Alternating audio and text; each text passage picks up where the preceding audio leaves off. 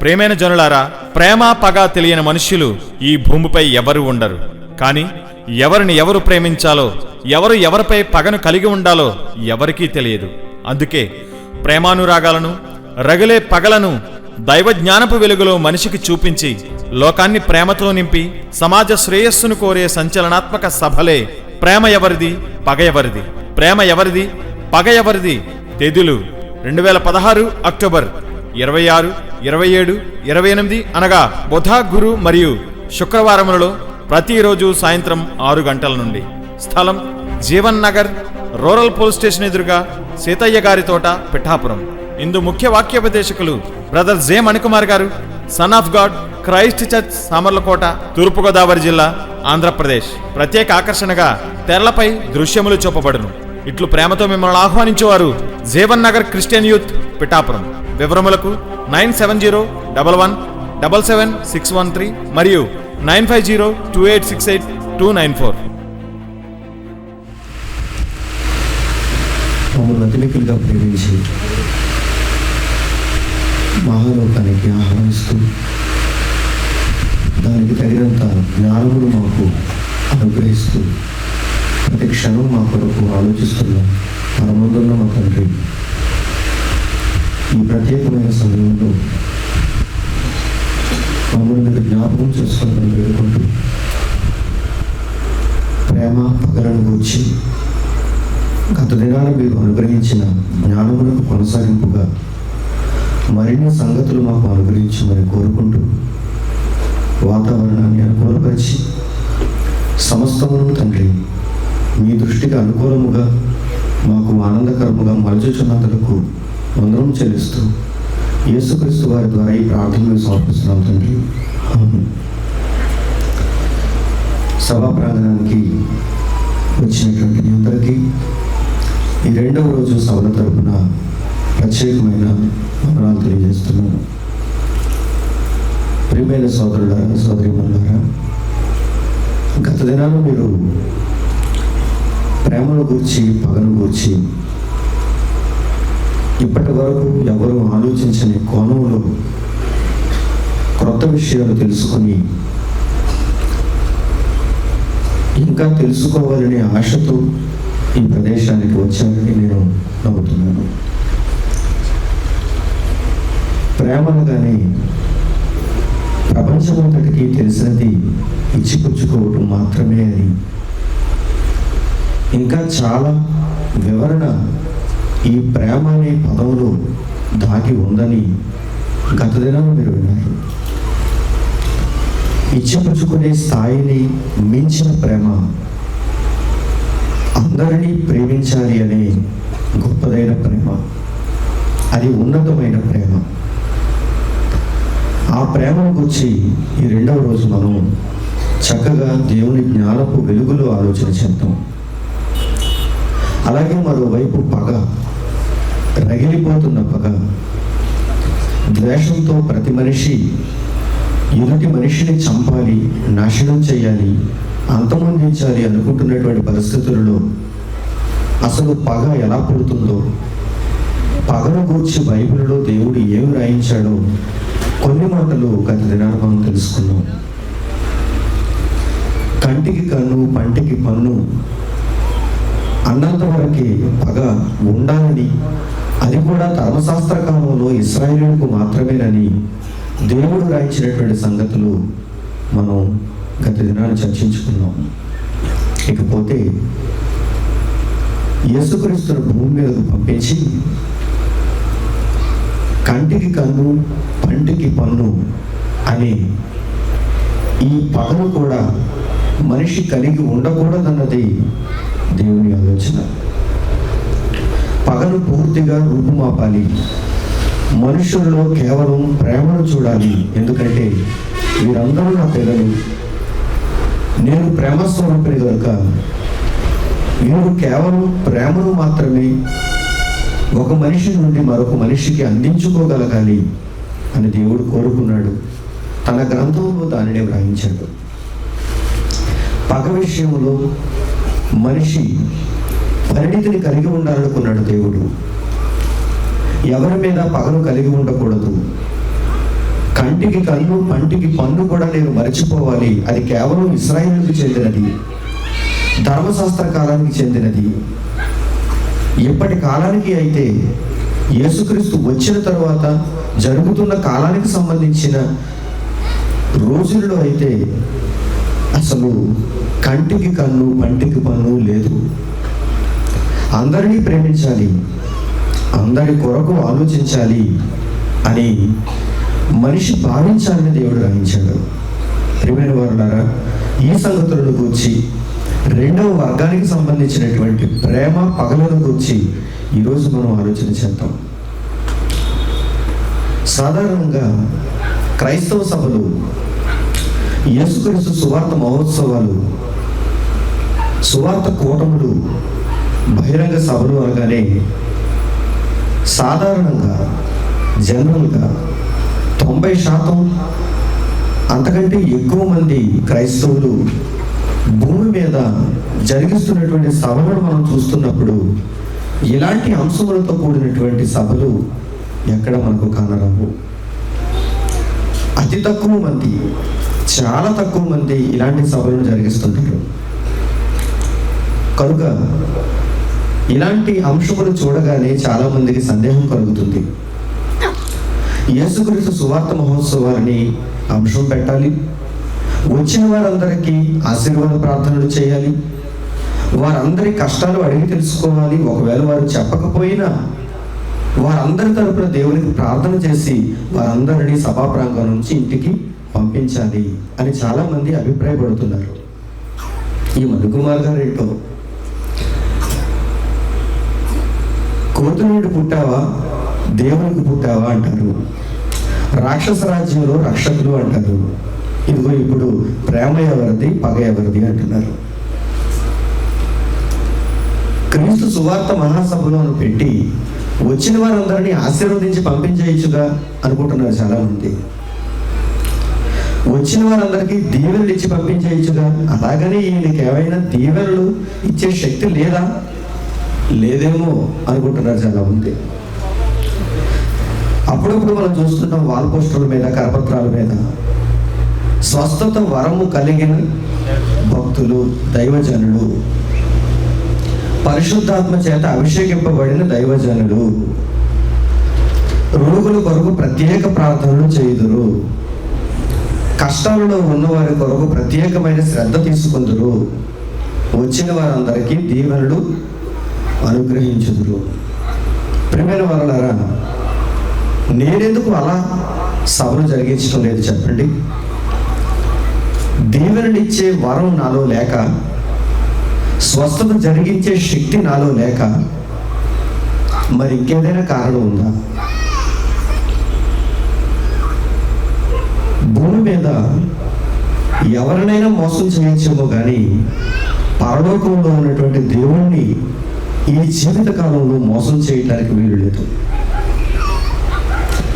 ఆయన వ్రాయించినటువంటి గ్రంథంలో ఆయన చెప్పినటువంటి మాటలు తప్ప నా సొంత పలుకులు, నా సొంత జ్ఞానం ఈ మనుష్య సమాజం మీద రుద్దాలి అనుకుంటే సరాసరి నేను పోయేది నరకానికి.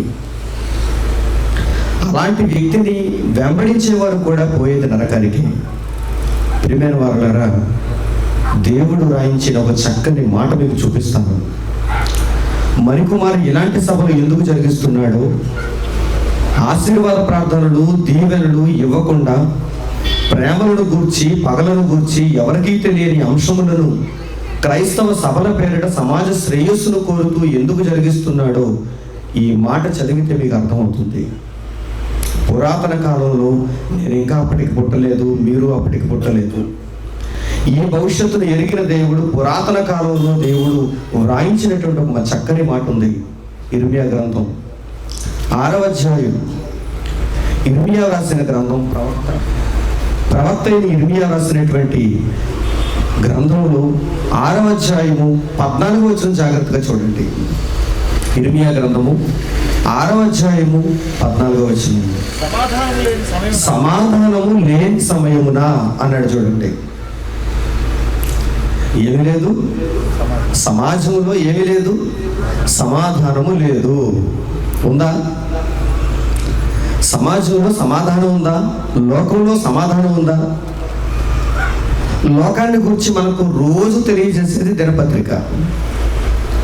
సమాజాన్ని గురించి ప్రతిరోజు మనకు బోర పెట్టి చెప్పేది టీవీ న్యూస్ మీడియా, TV9.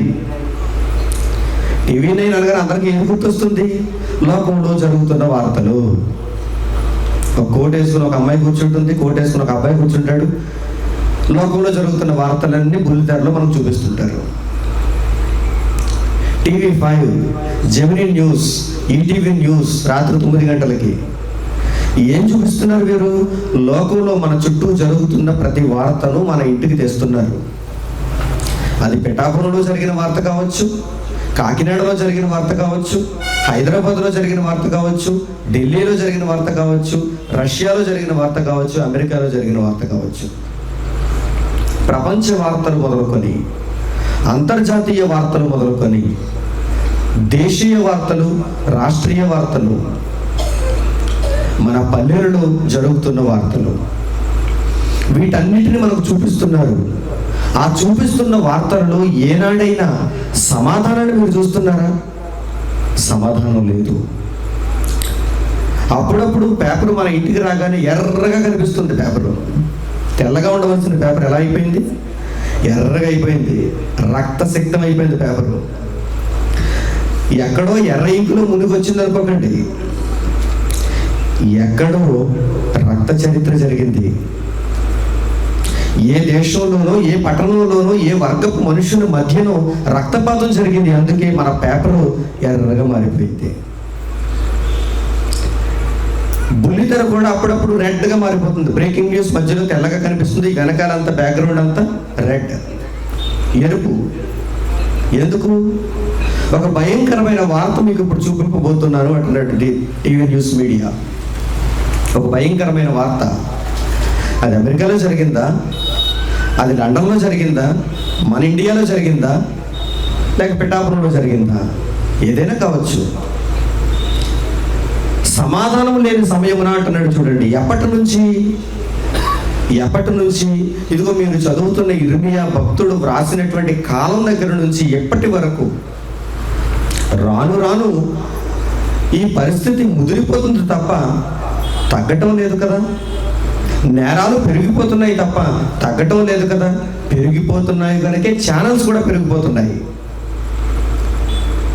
నేరాలను చూపించే ఛానల్ ఒకటే ఎందుకు లేదు? నేరాలు పెరిగిపోయాయి. ABN వచ్చేసింది, iNews వచ్చేసింది, ఇంకా చాలా చాలా న్యూస్ ఛానల్స్ వచ్చేసాయి. ఇంకా రావటానికి ఎదురు చూస్తున్నాయి భవిష్యత్తులో. ఎందుకు? మనుషుల సంఖ్య పెరుగుతుంది, మనుషుల మధ్య అరాచకాలు పెరుగుతున్నాయి.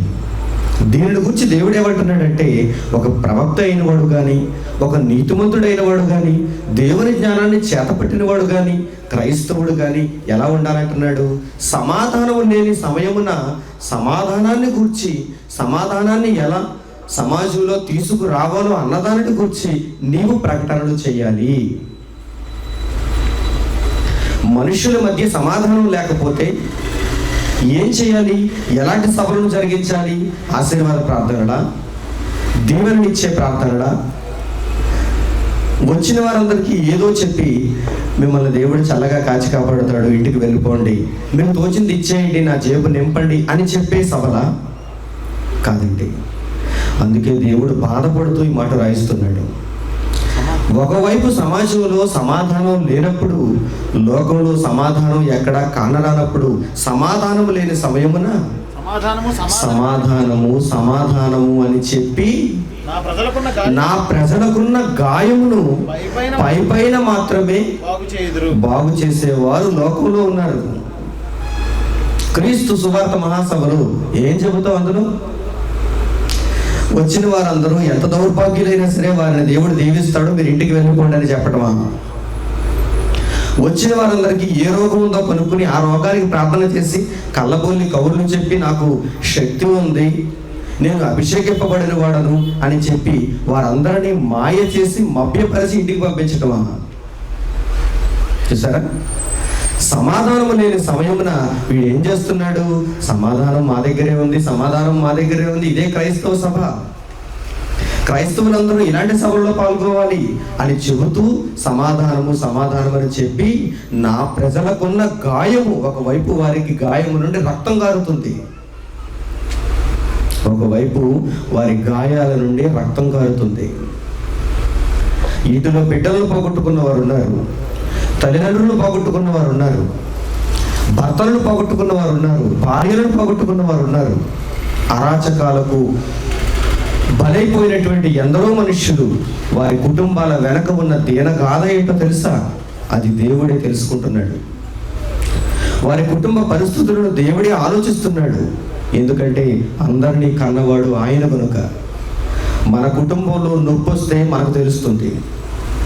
అదే పరాయి కుటుంబంలో నొప్పి వస్తే అయ్యో అనుకుంటాం తప్ప తెలిస్తే అంత బాధపడలేము. అదే మరో దేశంలో ఉన్న వారికి నొప్పి తగిలితే ఆహా అలా జరిగిందా అనుకుంటాం తప్ప దానిని పూర్తిగా అర్థం చేసుకోలేము. పాకిస్తాన్లో క్వెట్టా అనేటువంటి సైనిక శిక్షణా శిబిరం మీద 2 రోజుల క్రితం ISIS ఉగ్రవాదులు దాడి చేశారు. 51 మందిని పొట్టను పెట్టుకున్నారు. 51 మంది అంటే ఏమనుకుంటున్నారండి వీరు? మనం దానిని వినగానే ఓ పాకిస్తాన్లోనా, క్వెట్టా అనేటువంటి నగరంలోనా సైనిక శిబిరం మీద దాడి జరిగిందా, ఇదో న్యూస్గానే మిగిలిపోతుంది మనకి. కానీ పరలోకంలో ఉన్న దేవునికైతే 51 మంది చనిపోయారా? ఎవరు చంపేశారు? ఇంతకీ మృగాలు కాదే, ఒక రోగం కాదే, అది సహజ మరణం కాదే, నేను పిలిస్తే వచ్చిన వారు కాదే, ఎవడో చంపాడు బలవంతంగా, బలవన్ మరణం అది సహజ మరణం కాదు. 20 ఏళ్ల నుంచి 25 ఏళ్ల లోపు ఉన్నవారు సైనిక శిక్షణా శిబిరంలోనికి వెళతారు, సైనికులుగా శిక్షణ పొందుతారు. మీకు తెలుసు, ఇండియన్ ఆర్మీలో చేరాలన్నా, బోర్డర్ సెక్యూరిటీ ఫోర్స్లో చేరాలన్నా, ఒక కానిస్టేబుల్గా జాయిన్ అవ్వాలన్నా ఎంత వయసు ఉంటుంది చెప్పండి? వయో పరిమితి దాటితే ఎవరు ఉద్యోగులు చేర్చుకోరు కదండి. దాదాపుగా 19-18 ఏళ్ల నుంచి 25 ఏళ్ల లోపు యుక్త వయసు కలిగిన వారు 51 మంది అంటే చిన్న విషయమా చెప్పండి? 51 మంది. పరలోకంలో ఉన్న దేవుడు ఏ దేశంలో ఉన్నవారు బాధపడకపోయినా ఆయన బాధపడతాడండి. ఎందుకంటే ఆయన శరీరాన్ని నిర్మించి తల్లి గర్భంలోంచి బయటకు రప్పించి ఈ ప్రకృతిని అంతటిని మనిషికి ఇస్తున్నాడు కదా. ప్రతి క్షణం మనిషి ఆలనా పాలన చూస్తున్నాడు కదా. ఆయనకు బాధ ఉండదంటారా? అందుకే ఆయన ఏమంటున్నాడో తెలుసా? సమాధానం లేని సమయమున నా ప్రజలకున్న గాయమును మార్పాలి తప్ప ఏంట్రా మీరు చెప్పేది సమాధానం? అవునా కదా? ఎవడు అభిషేకింపబడిన వాడు, ఎవడు దీవెననిచ్చేవాడు, ఎవడు ఆశీర్వాద ప్రార్థనలు చేసేవాడు? దీవెనిస్తే పరలోకమందున దేవుడు ఇవ్వాలి, స్వస్థత ఇస్తే నా తండ్రి ఇవ్వాలి. మనిషికి అధికారాన్ని ఈ కాలంలో దేవుడు ఇవ్వలేదు. దిస్ ఈజ్ 4G, 4th జనరేషన్లో ఉన్నాం మనం ఇప్పుడు. సెల్ ఫోన్ పరంగా, క్రైస్తవ్యం పరంగా క్రొత్త నిబంధనలో ఉన్నాం మనం. క్రొత్త నిబంధన కాలంలో యేసుక్రీస్తు వచ్చి వెళ్ళిపోయిన తర్వాత, అపొస్తలుల కాలం గడిచిపోయిన తర్వాత, వాక్యం పరిపూర్ణం చేయబడిన తర్వాత 2000 సంవత్సరాలు గడిచిన కాలంలో ఉన్నామండి మనం. క్రైస్తవ్యం నిద్రపోతుందండి. క్రైస్తవ్యానికి చీమ పుట్టినట్టు కూడా లేదండి. నిజంగా మీరు క్రైస్తవులు అంటారా? ప్రపంచవ్యాప్తంగా మన చుట్టూ ఉన్నటువంటి ఈ క్రైస్తవులు నిజంగా క్రైస్తవులు అంటారా? ఏంటంటే వీరుకున్న ఆలోచన? ఏదో ఒక సంఘంలో దూరిపోవడం, ఆ సంఘంలో ఉన్నవాడు చెప్పిన దానిని వినటం, ఆ తర్వాత మేము పరలోకానికి వెళ్ళిపోతాం అనే గొప్ప ధీమాను కలిగి ఉండటం తప్పు. ప్రియమైన వారులారా, మీరందరూ చాలా చక్కని సభకు వచ్చారు. ఈ సభలో పైన గాయమును మాన్పరు, గాయము రేపి ఆ గాయానికి చక్కని మందు వేసి దానికి మంచి వైద్యం చేస్తారు. ఆ గాయం త్వరలోనే మానిపోయేటువంటి పరిస్థితిని ఈ సభలలోనే కల్పిస్తారు. జాగ్రత్తగా మీరు ఆలోచించండి. దేవునికి మనం అన్యాయం చేస్తే అన్యాయం అయిపోయేది మనమే. ప్రజలను మోసం చేసి, దేవుణ్ణి మోసం చేసి ఏదో సంపాదించుకుందామంటే చివరకు అన్యాయం అయిపోయేది ఎవడు చెప్పండి? దేహం ఉన్నంత వరకు వాడు సుఖించగలడు, భవనాలు కట్టుకోగలడు, పొలాలు సంపాదించుకోగలడు, బంగారాలు సంపాదించుకోగలడు, 4 కార్లు కొనుక్కోగలడు. కానీ దేహాన్ని ఏదో ఒక రోజున విడిచిపెట్టక తప్పదు. అప్పుడు వాడు సంపాదించినవన్నీ ఇక్కడే ఉండిపోతాయి. అప్పుడు వాడు పరలోకమందున్న తండ్రికి ఏం సమాధానం చెబుతాడు చెప్పండి? నిన్నెవడురా అభిషేకించింది?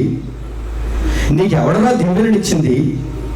సమాధానము లేని సమయమున నువ్వేం చేయాలి? ప్రజలకున్న గాయమును మాన్పాలి తప్ప ఎందుకురా మాయల మరాఠీ అయిపోయావు నువ్వు? ఎందుకు ప్రజలను మోసగించావు అని దేవుడు అడిగే క్షణాలను వారు ఎదుర్కొంటారు. ప్రియమైన వారులారా, కాబట్టి చాలా పరాక్రమం ఉండాలి మీరు, చాలా జాగ్రత్తగా ఉండాలి మీరు. మీ మనస్సును దేవుని జ్ఞానం వైపు కేంద్రీకరించాలి మీరు. మంచి సభలు ఎవరు చెబుతారండి ప్రేమను గురించి ఇంత లోతుగా? ఎక్కడో ఆగిపోయింది సమాజం. 1G దగ్గర ఆగిపోయింది. గత దినాన్ని మీకు చెప్పాను, సిగ్నల్ పడటం లేదు. అక్కడే ఆగిపోయి ఇదే ప్రేమ అనుకుంటున్నారు. పగలో మాత్రం రోజు రోజుకు దినదినాభివృద్ధి చెందుతున్నారు. ఒకరిని ఒకరు చంపుకుంటున్నారు. ఒకడు 100 మందిని చంపుతున్నాడు, ఒకడు 1000 మందిని చంపుతున్నాడు. పగలతో రగిలిపోతున్నారు. ప్రేమ ఎలా ఉంటుందో తెలుసుకోలేకపోతున్నారు. ఈ పగను పుట్టించేది ఎవరు? మనుషుల్లో ఈ పగను పుట్టిస్తున్నది ఎవరు? పరలోకమందున్న దేవుడైతే ప్రేమ స్వరూపి మనందరికీ తెలుసు. మరి పగను పుట్టిస్తున్నవాడెవడు? పగను మనుషుల మధ్య ప్రేరేపిస్తున్నవాడెవడు? ఒకడున్నాడు, వాడే దేవునికి వ్యతిరేకి, వాడే దుష్టుడు, వాడే నరహంతకుడు. వాడిని గురించి యేసుక్రీస్తు స్వయంగా ఒక చక్కని మాట వ్రాయించాడు, పలికాడు. ఒకసారి మనం చూద్దాం దానిని. యోహాను సువార్త 8వ అధ్యాయము 44వ వచనం జాగ్రత్తగా చూడండి. యోహాను సువార్త 8వ అధ్యాయము 44వ వచనం. మీరు మీ తండ్రి యగు అపవాది సంబంధులు. ఎవరు పుట్టిస్తున్నారు ఇవన్నీ? ప్రజల మధ్య ఇంత ఘోరమైన పగ ఎవరు పుట్టిస్తున్నారు? యేసుక్రీస్తు అంటున్నాడు చూడండి. యేసుక్రీస్తు అంటున్నాడు చూడండి, మీరు మీ తండ్రి యగు అపవాది సంబంధులు. భూమి మీద పగతో రగిలిపోతున్న వారందరూ ఎవరు అనగానే అపవాదిని తండ్రిగా మార్చేసుకున్నారన్నమాట. పరలోకంలో ఒక తండ్రి దేవుడుగా ఉన్నాడన్న సంగతి మరిచిపోయినటువంటి వీరు భూమి మీద మనుషుల మధ్య పగను పుట్టిస్తున్న వాడిని తండ్రిగా మార్చేసుకుంటున్నారు. అందుకే యేసు ఏమంటున్నాడు చూడండి, మీరు మీ తండ్రి యగు అపవాది సంబంధులు. అంటే పరలోకంలో ఉన్న తండ్రి మీ తండ్రి కాదా? నిజానికైతే ఆయనే తండ్రి. కానీ ఆ తండ్రిని మరిచిపోయిన మీరు అపవాదిని తండ్రిగా మార్చేసుకున్నారు. వారే ఈరోజు దౌర్జన్యానికి పాల్పడుతున్నారు. వారే ఈరోజు పగను కలిగి ఉంటున్నారు. యేసు అంటున్నాడు చూడండి, మీరు మీ తండ్రి యొక్క అపవాది సంబంధులు, మీ తండ్రి దురాశను నెరవేర్చగోరుచున్నారు. మీ తండ్రి దురాశను నెరవేర్చగోరుచున్నారు. అంటే లోకంలో ఉన్న ఈ దుష్టుడు, లోకంలో ఉన్న అపవాది, లోకంలో ఉన్న సాతాను ఒక దురాశను కలిగి ఉన్నాడు. చెడ్డదైన ఆశ. ఏంటా దురాశ? ఒకరిని ఒకడు చంపుకోవాలి, మీరు నరహంతకులైపోవాలి, మీరు పగలు కలిగిన వారుగా ఉండాలి, ద్వేషాన్ని కలిగిన వారుగా ఉండాలి అంటున్నాడు చూడండి. ఆయన మీ తండ్రి దురాశను నెరవేర్చుకొనుచున్నారు. ఆది నుండి వాడు నరహంతకుడై ఉండి సత్యవంతు నిలిచిన వాడు కాడు. చూసారా? ఆది నుండి వాడు నరహంతకుడు, ప్రారంభ కాలము నుండి వాడు నరహంతకుడు. మనుషులను సంహరించడానికి వాడు ఆలోచిస్తున్నాడు. ఆది నుండి వాడు నరహంతకుడై ఉండి సత్యమందు నిలిచిన వాడు కాడు. అంటే మనుషుల మధ్య పగను పుట్టిస్తున్న వారెవరు, ద్వేషాన్ని పుట్టిస్తున్న వారెవరు అనగానే అపవాది అయిన వాడు. జాగ్రత్తగా మీరు దీనిని మీ మనస్సుల్లో నిర్ధారించుకోవాలి. దేవుడు మనిషికి పగను నేర్పించటం లేదు. దేవుడు మనిషికి ద్వేషాన్ని నేర్పించటం లేదు. అపవాది అయిన వాడు ప్రారంభం నుంచి, ఆది నుండి నరహంతకుడైన వాడు. అందుకే మనుషులలో ఈ నరహత్యలను పుట్టిస్తున్నాడు.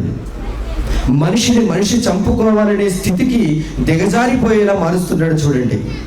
ప్రియమైన వారులారా, ఒక మనిషి మరో మనిషిని చంపుకోవటం ఏంటో మీరు ఆలోచించండి. అసలు ఒక మనిషి మరణించాలంటే ఎలా మరణించాలి? దేవుడు నరులారా తిరిగి రండి అంటే మనిషి మరణించాలి. కానీ ఈరోజు మనిషి ఎలా మరణిస్తున్నాడో చూడండి. ఈరోజు మనిషి ఎలా మరణిస్తున్నాడో చూడండి. నరులారా తిరిగి రండి అంటే మరణించేవారు చాలా కొద్ది మంది.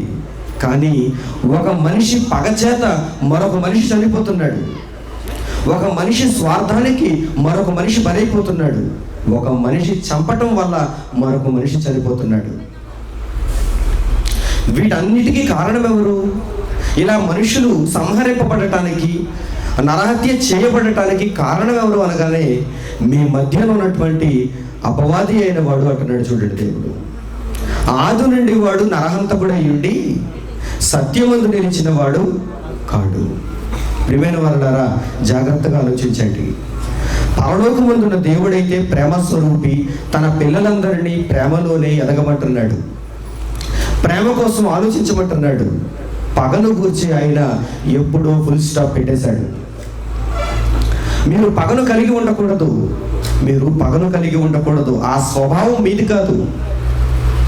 కానీ ఎందుకు మనిషి ఇంకా పగతో రగిలిపోతున్నాడు అని మనం ఆలోచిస్తే, నరహంతకుడైన వాడు భూమి మీద ఉన్నాడు, దుష్టుడైన వాడు భూమి మీద ఉన్నాడు.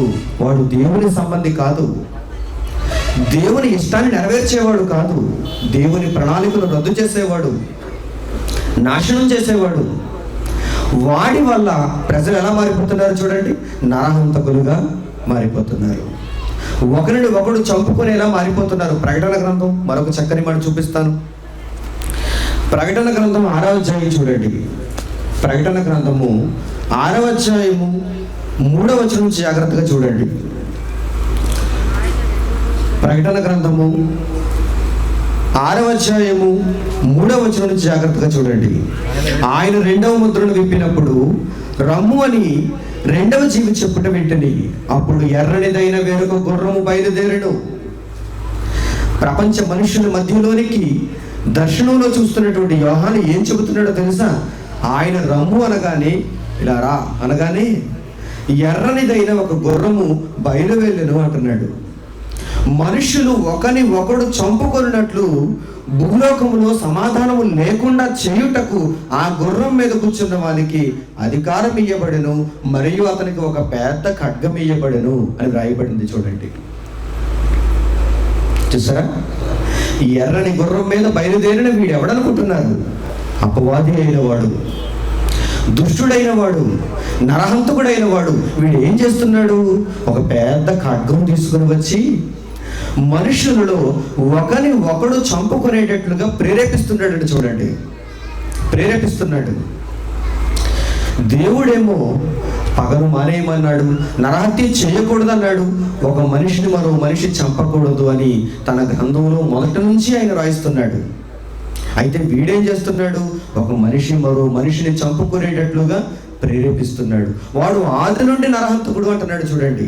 అంటే మొదటి కాలం నుండి వీడు ఎలాంటి స్వభావంతో ఉన్నాడు? మనుషులకు ఎలాంటి జ్ఞానాన్ని నేర్పిస్తున్నాడు? కయ్యను ఉన్నాడు, మీకు తెలుసు. తన తమ్ముడైన హేబెలు మీద పడి తన తమ్ముడిని చంపేశాడు. దేని కొరకు? కయ్యను క్రియలు చెడ్డవి, హేబెలు క్రియలు మంచివి. కయ్యను అర్పణ దేవుడు అంగీకరించలేదు, హేబెలు అర్పణ దేవుడు స్వీకరించాడు. దీనిని బట్టి అన్నైన కయ్యను తమ్ముడైన హేబెలు మీద పడి చంపేశాడు. నరహంతకుడు అయిపోయాడు. ఎందుకు నరహంతకుడు అయిపోయాడంటే దేవుని జ్ఞానాన్ని బట్ట. దేవుడు ఏమైనా ఎక్కడైనా చంపమని చెప్పాడా? లేదు. ప్రేమను నేర్పిస్తున్నాడు దేవుడు. కానీ నరహంతకుడైన అపవాది అయిన వాడు మనుషుల్లో ప్రేరేపణ కలిగిస్తున్నాడు చూడండి. ఒకని ఒకడు చంపుకునేలా చేస్తున్నాడు చూడండి. ప్రియమైన వారులారా, ఈ పరిస్థితి నుండి ఈ ప్రపంచానికి మంచి పాఠాన్ని దేవుడు నేర్పించాలనుకుంటున్నాడు.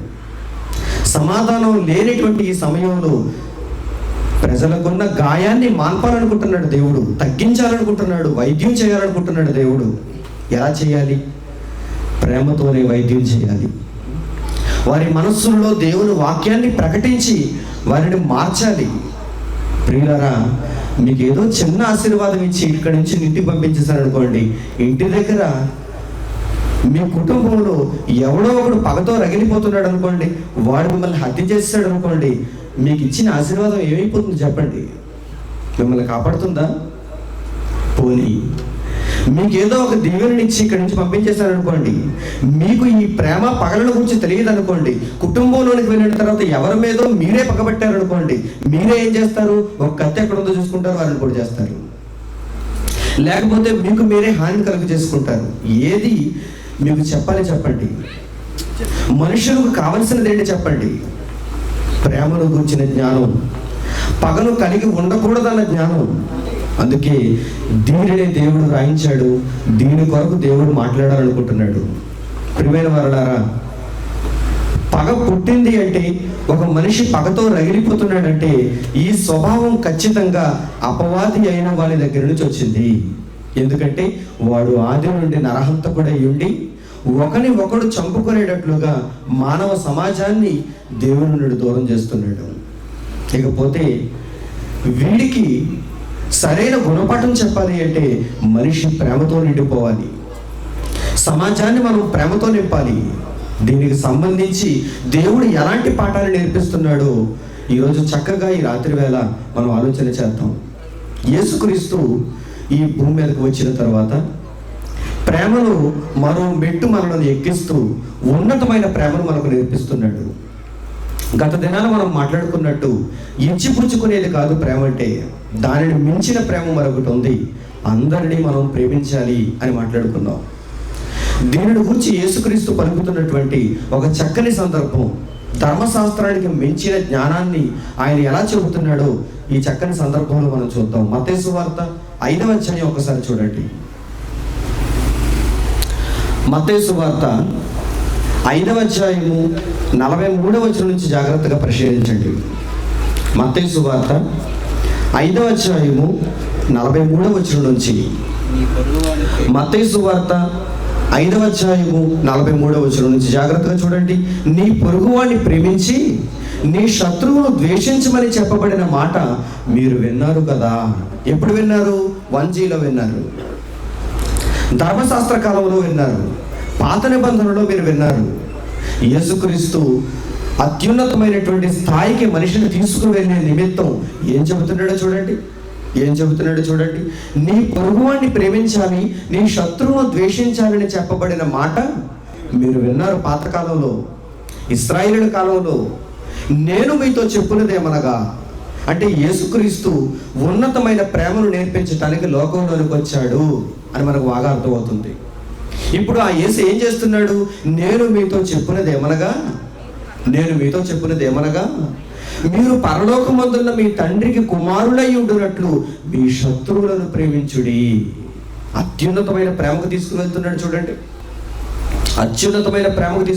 చూడండి. ఒకనాడు మీకు ఏం చెప్పబడింది? నీ పొరుగువాడిని ప్రేమించు, నీ శత్రువుని ద్వేషించు. ఈ రోజున్న ప్రపంచం కూడా అదే చేస్తుంది. అంతకు మించి ఏం చేస్తుంది చెప్పండి? ఎవరైనా సహాయపడితే వారికి సహాయపడుతుంది, ఎవరైనా ద్వేషిస్తే వారిని పగ తీర్చుకుంటుంది. దేశం చేస్తున్నది అదే, రాష్ట్రం చేస్తున్నది అదే, ఒక కుటుంబం చేస్తున్నది అదే, మనిషి చేస్తున్నది అదేనండి. కానీ యేసు ఏమంటున్నాడో తెలుసా? ఇలా ఉండిపోతే మీరు మీ తండ్రి కుమారులు కాదు. పరలోకమందున్న మీ తండ్రికి మీరు కుమారులై ఉండునట్లు అలా ఉండాలి అంటే మీరేం చేయాలి? మీ శత్రువులను కూడా మీరు ప్రేమించే స్థాయికి మీరు ఎదగాలి. పగను మాత్రం అస్సలు కలిగి ఉండకూడదు. ఎవరి మీద మీరు పగను కలిగి ఉండకూడదు. ప్రేమ విషయంలో అయితే మిమ్మల్ని ప్రేమించే వారిని కాదు, మీ శత్రువులను కూడా మీరు ప్రేమించాలి. క్రింది మాటలో చెబుతున్నాడు చూడండి, 45వ వచనం, 44 రెండవ భాగం. మిమ్మల్ని హింసించి వారి కొరకు ప్రార్థన చేయండి. 45 ఆయన చెడ్డవారి మీదను మంచివారి మీదను తన సూర్యుని ఉదయింపచేసి నీతిమంతుల మీదను అనీతిమంతుల మీదను వర్షము కురిపించుచున్నాడు. చూసారా? పరలోకమందున్న మన తండ్రి ఎలాంటి వాడు? మొదటి తరగతి ప్రేమను కలిగిన వాడు కాదండి మన తండ్రి. మొదటి తరగతి ప్రేమ ఏంటా? తరగతి ప్రేమ నీవు ప్రేమిస్తే తిరిగి ప్రేమించటం. పరలోకమందున్న తండ్రి ప్రేమ అది కాదండి. మరి ఎలాంటి ప్రేమ అయినది చెప్పాడు చూడండి. యేసుక్రీస్తే చెప్పాలి ఆ తండ్రి మనస్సు. ఆ తండ్రి ఎలాంటి ప్రేమను కలిగి ఉన్నవాడో యేసుక్రీస్తు మాత్రమే చెప్పాలి. ఆయన ఏమంటున్నాడు? మీ తండ్రి ఎలాంటి ప్రేమను చూపిస్తున్నాడంటే ఎలాంటి ప్రేమను చూపిస్తున్నాడంటే ఆయన మంచివారి మీదను చెడ్డవారి మీదను నీతిమంతుల మీదను అనీతిమంతుల మీదను తన సూర్యుని ఉదయింపజేస్తున్నాడు, తన వర్షాన్ని కురిపింపజేస్తున్నాడు. వర్షపు చినుకులు పడుతున్నాయి. ఎవరి మీద పడుతున్నాయి? దేవుని కొరకు బ్రతికే వారి మీద పడి దేవుని కొరకు బ్రతకని వారి మీద పడటం లేదా? బాగా ఆలోచించాలి. సూర్యుడు ఉదయిస్తున్నాడు, ఎండ కాస్తుంది. ఎవరి మీద తన సూర్యుడు తన ఎండను కాస్తున్నాడు? ఎవరికి తన వెలుగునిస్తున్నాడు? ఎవరికి తన వేడిమినిస్తున్నాడు? కేవలం నీతిమంతులకు మాత్రమే ఇచ్చి అనీతిమంతులకు చీకటైపోతున్నాడా? లేదండి. భూమి మీద ఎవరైనా సరే మనుషులుగా బ్రతుకుతున్న వారు వారందరికీ ప్రకృతి సమానంగా ఇవ్వబడుతుంది. ప్రకృతి అందరికీ సమానంగా ఇవ్వబడుతుంది. ఎందుకు? దీని వెనకున్న ఆంతర్యం ఏంటి? దేవుడు ప్రేమించిన వారిని ప్రేమించటం, ద్వేషించే వారిని ద్వేషించటం చేసేవాడు కాదండి. ఆయన ఎలాంటి వాడంటే అందరిని ప్రేమించేవాడు, అందరిని ప్రేమించేవాడు. ఈ ప్రేమ మనిషిలో ఉందా? ఈ ప్రేమ రాష్ట్రంలో ఉందా? ఈ ప్రేమ దేశంలో ఉందా? ఈ ప్రేమ ప్రపంచవ్యాప్తంగా ఉందా? చెప్పండి. అధికారుల్లో ఉందా? విద్యావేత్తలలో ఉందా? ఎవరిలోనూ లేదండి. ఈ ప్రేమ ఎవరిలోనూ లేదు. నీవు ప్రేమిస్తే తిరిగి ప్రేమిస్తావా? అదేం ప్రేమ? పరలోకమందున దేవుని ప్రేమ ఏంటో తెలుసా? నీతిమంతుల మీద అనీతిమంతుల మీద, చెడ్డవారి మీద మంచివారి మీద ఆయన తన సూర్యుని ఉదయింపజేస్తున్నాడు, తన వర్షమును కురిపింపజేస్తున్నాడు. ఎంత గొప్పవాడో చూడండి. మీ పరలోకమందున్న తండ్రి ప్రేమ ఎలాంటిదో మీరు చూడండి, ఎలాంటిదో మీరు ఆలోచించండి. ఉన్నతమైన ప్రేమ అయినది. అందుకేనండి ఆ తండ్రిలో ఉన్న ప్రేమ మనుషులలో కూడా ఉండాలి అనుకున్నాడు. తన కుమారుడు భూమి మీదకి వచ్చాడు. యేసు ఏమంటున్నాడో తెలుసా? మీ తండ్రి ఇలాంటి ప్రేమ కలిగిన వాడైతే 46 వచ్చును, మీరు మిమ్మును ప్రేమించు వారినే ప్రేమించిన ఎడల మీకేమి ఫలము కలుగును అంటున్నాడు. చూడండి, మిమ్మును ప్రేమించిన వారిని మీరు ప్రేమించిన ఎడల, రష్యా మిమ్మల్ని ప్రేమించింది, మీరు రష్యాను ప్రేమించారు. ఏం ఫలం ఉంది ఇందులో? మోడీజీ, ఏం ఫలం ఉంది ఇందులో?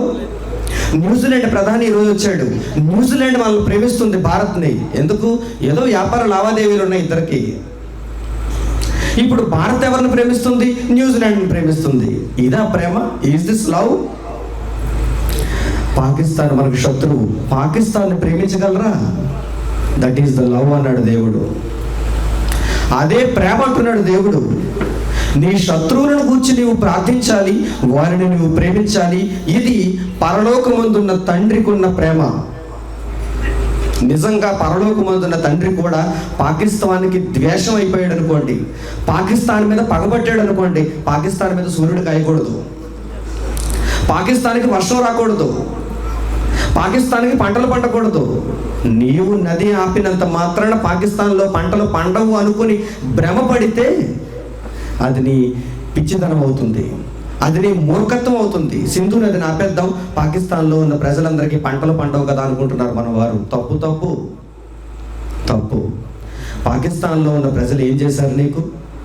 ఆ దేశ అధ్యక్షుడు మంచివాడు కాకపోవచ్చు, ఆ దేశ విధానాలు మంచివి కాకపోవచ్చు, ఆ దేశంలోని ఉగ్రవాదులు మంచివారు కాకపోవచ్చు. దానికి వేరే మందు ఉంది. ఆ మందు ఏంటో నా దగ్గరికి వస్తే నేను చెబుతాను. ఆ మందు ఏంటో, ఆ వైద్యం ఏంటో మణికుమార్ దగ్గరకు వస్తే మీకు నేర్పిస్తాను. కానీ మణికుమార్ నీ దృష్టికి చాలా చిన్నవాడు, నా దగ్గరకు రావడానికి చాలా చులకన. అంత ఎందుకండి, నా దగ్గరే ఉండేవాడు, ఇంతే ఉండేవాడు. పెళ్ళిళ్ళ పేరయ్యా. ఒకప్పుడు నా దగ్గరే తిరిగేవాడు, నన్ను పొగుడుతూ ఉండేవాడు. ఇప్పుడు నా దగ్గరికి రావటం లేదు. నా దగ్గరికి ఎవరైనా వాక్యం నేర్చుకుందామని వెళ్తుంటే వారిని వెళ్ళొద్దంటున్నాడంట పేరయ్య. చూసారా, మణికుమార్ స్థాయి ఎప్పుడు అర్థమవుతుందండి వీరికి. మణికుమార్లో ఉన్న దేవుడు ఎప్పుడు కనిపిస్తాడండి వీరికి. మరి ఎంతవరకు నన్ను 7 తాడి చెట్లు అంత ఎత్తులు పొగిడేశావు? ఒక తాడి చెట్టు కాదు, మరలా 7 తాడి చెట్లు. అవురా అని ఆశ్చర్యపోయేవారు అందరూ, వెనకొచ్చిన వారందరూ, వింటున్న వారందరూ. ఎంత పొగిడేస్తున్నాడు ఏంటండి? నేను అప్పుడే అనుకునేవాడిని, ఎంత పొగుడుతున్నాడంటే ఎక్కడో ఉందన్నమాట మైనస్, ఎక్కడో షార్ట్ సర్క్యూట్ అయిపోతుంది అన్నమాట. అందుకే ఈ మెరుపులు, ఒక సర్క్యూట్లో మెరుపులు వచ్చేస్తున్నాయి అనుకోండి, ఎక్కడో కొట్టేస్తుంది, ఎక్కడో ఎర్తింగ్ అయిపోతుంది. అప్పుడు వెంటనే మనం మెయిన్ ఆఫ్ చేసేసి అన్నీ సరిగ్గా చెక్ చేసుకోవాలి. మెరుపులు వస్తున్నాయి కదా, దీపావళి సామాన్లు బాగున్నాయి కదా అనుకోకూడదు. ఎక్కడో చోట బొగ్గు అయిపోతుంది. చూసారా? జాగ్రత్తగా ఆలోచించండి, జాగ్రత్తగా అన్వేషించండి, జాగ్రత్తగా పరీక్షించండి. కళ్ళబొల్లి మాటలు వినకండి, దేవుని మహాజ్ఞానం చెంతకు రండి. అలా వచ్చిన మీ అందరికీ నా ధన్యవాదాలు. ఇందిరానగర్ నుంచి వచ్చారు, వద్దన్నా వచ్చారు. ఎందుకో తెలుసా? వారిలో ఉన్నది దేవుడు, వారిని దేవుడు ఆకర్షించాడు. నేను వారికి ఫోన్ చేసి చెప్పలేదు, నాకు వారు అభిమానులు కాదు, కానీ పరలోకమందున దేవునికి వారికి మంచి సంబంధం ఉంది. అందుకే దేవుని మాటలు చెబుతున్నప్పుడు వారు రాగలిగారు. మిగిలిన వారు పేరయ్య మాటలు విన్నారు, పెళ్ళిళ్ళకు పోతున్నారు. ప్రియమైన వారులారా, మనం వెళ్ళాల్సింది పరలోకానికి తప్ప పెళ్ళిళ్ళకి కాదు. నోవహు జలప్రళయంలో మనుషులు ఎలా ఉన్నారో తెలుసా? పెళ్లికించు, పెళ్లి చేసుకొనొచ్చు ఉండేరి. లోతు దినాలలో మనుషులు ఎలా ఉన్నారో తెలుసా? పెళ్లికిచ్చు, పెళ్లికి ఇవ్వబడుచు ఉండేరి. మనుష్య కుమారుని దినములలో కూడా మనుషులు ఎలా ఉంటారో తెలుసా? పెళ్లికిచ్చు, పెళ్లి చేయొచ్చు, పెళ్లిని పేరయ్యేలాగే ఉండేరి. మోసపోకండి. పరలోకమందున్న దేవుని ప్రేమ ఎలాంటిదో తెలుసా?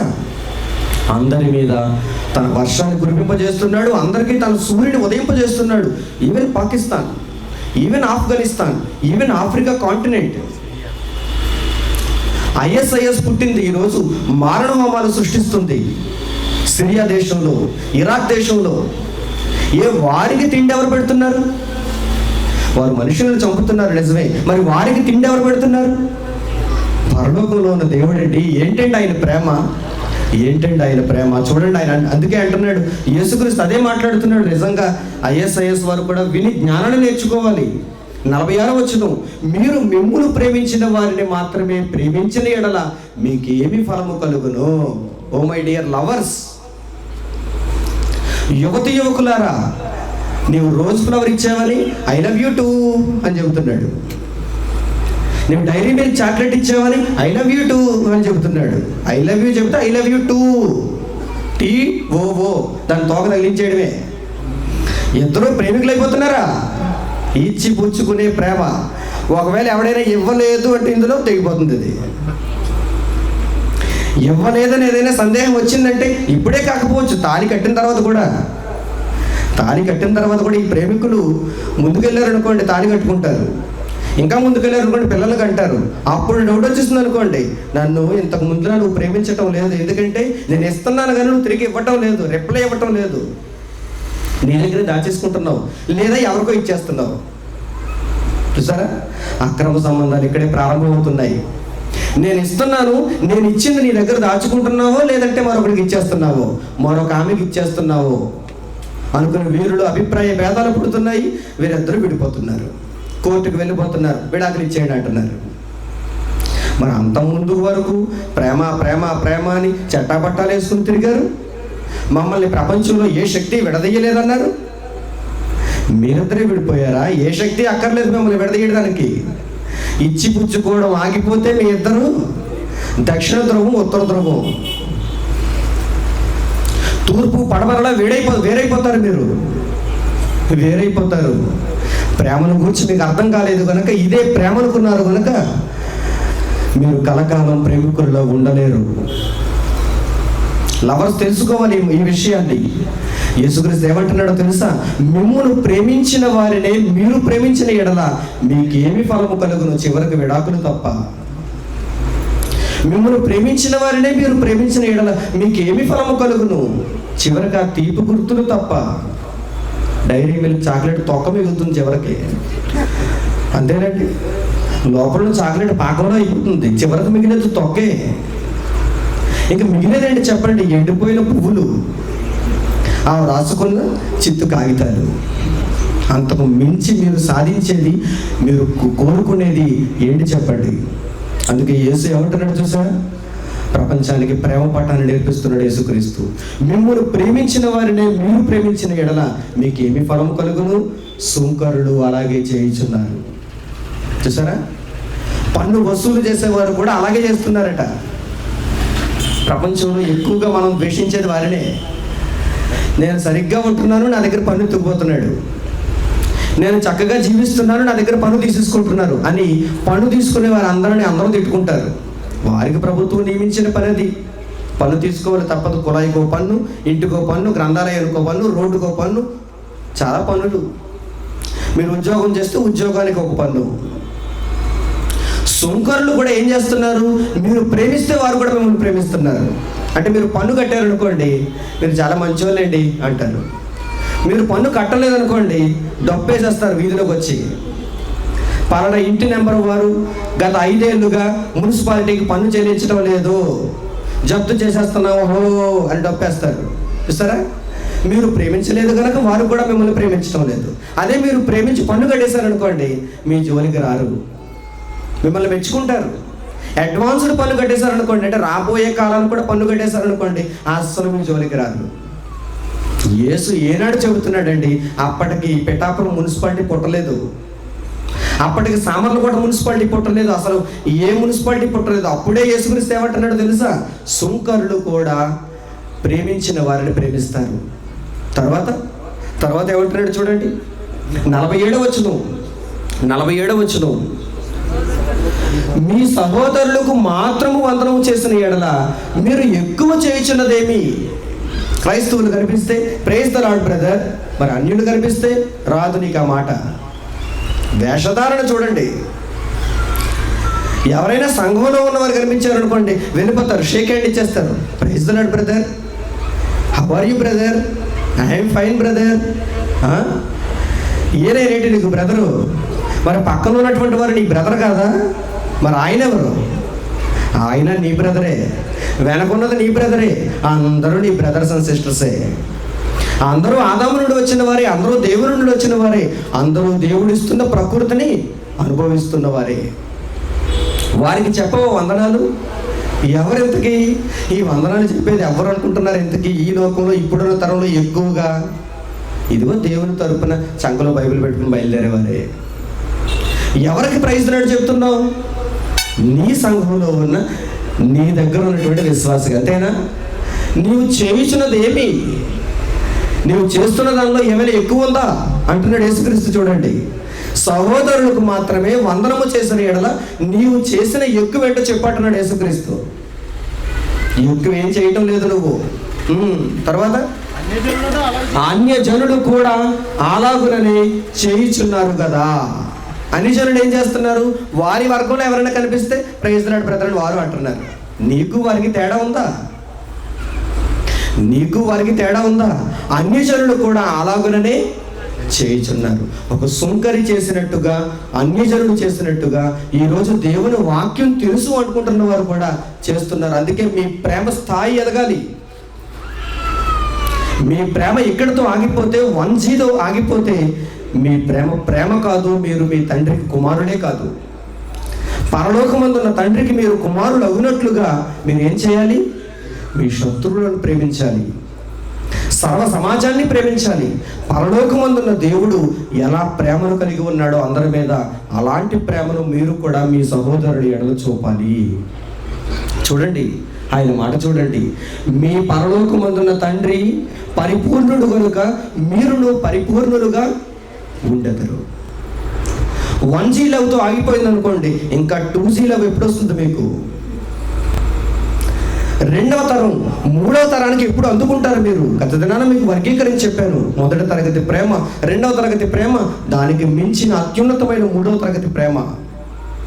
ఆ స్థాయికి ఎప్పుడు అందుకుంటారండి మీరు?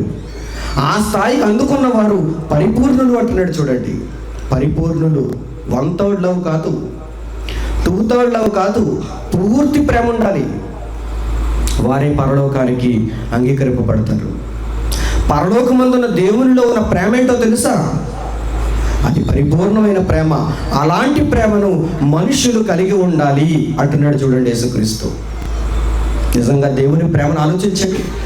ఈ సందర్భంలో యేసుక్రీస్తు దేవునికి ఉన్న ప్రేమను ఎలా వ్యక్తపరుస్తున్నాడు చూడండి. పరలోకమందున్న తండ్రి ప్రతి మనిషిని ప్రేమిస్తున్నాడండి. ప్రతి మనిషి కోసం ఆయన ఆలోచిస్తున్నాడండి. లేకపోతే ఆయన ఎంత ఆలోచన కలిగి లేకపోతే పరలోకానికి వచ్చేవారు ఎంతమంది ఆయనకు ముందే తెలుసా లేదా? పరలోకానికి వచ్చేవారు ఎంతమందో ముందే దేవునికి తెలుసు. ఎలా తెలుసు చూడండి. తెలియదు అనుకుంటారేమో మీరు. లూకాసు వార్త 13వ అధ్యాయము 23వ వచనం నుంచి చూడండి. లూకాసు వార్త 13వ అధ్యాయము 23వ వచనం నుంచి, ఒకడు ప్రభువా రక్షణ పొందేవారు కొద్దిమందేనా అని ఆయన అడుగుగా, పరలోకం వెళ్ళేవారు కొద్దిమందా ఎక్కువ మందా అని యేసుక్రీస్తుని అడిగితే యేసు ఏమంటున్నాడో చూడండి. 24వ వచనం, ఆయన వారిని చూచి ఇరుకు ద్వారమున ప్రవేశింప పోరాడుడి. ఒక ఇరుకైన ద్వారం ఉంది. ఆ ఇరుకైన మార్గంలో మీరు ప్రవేశించడానికి మీరు పోరాటం చేయాలి. అలా ప్రవేశించిన వాడు పరిపూర్ణమైన ప్రేమ కలిగిన వాడు అవుతాడు. ఇరుకు ద్వారమున ప్రవేశింప పోరాడుడి. అనేకులు ప్రవేశింప చూతురు కానీ వారి వలన కాదు. ఈ 3వ తరగతి ప్రేమను అందుకోవటం అందరి చేత కాదు. చాలా తక్కువ మంది. ఇరుకు ద్వారమున ప్రవేశింప పోరాడుడి, అనేకులు ప్రవేశింప చూతురు కానీ అది వారి వలన కాదని మీతో చెప్పుచున్నాను. అంటే పరలోకానికి వెళ్ళేవారు ఎంతమంది అన్నమాట? చాలా తక్కువ మంది, కొద్ది మంది, చాలా తక్కువ మంది. గతంలో చరిత్రలో మీరు ఎన్నో ఉదాహరణలు చూశారు. నోవా కాలాన్ని చూశారు. భూమి మీద అనేక మంది మనుషులు ఉన్నారు. దేవుడు రక్షించిన వారు ఎంతమందో తెలుసా? నోవహు అతని యొక్క కుటుంబం 8 మంది. లోతు దినాలలో 2 పట్టణాలు పాడైపోయాయి. అందులో నీతిమంతులను దేవుడు రక్షిద్దాం అనుకున్నాడు.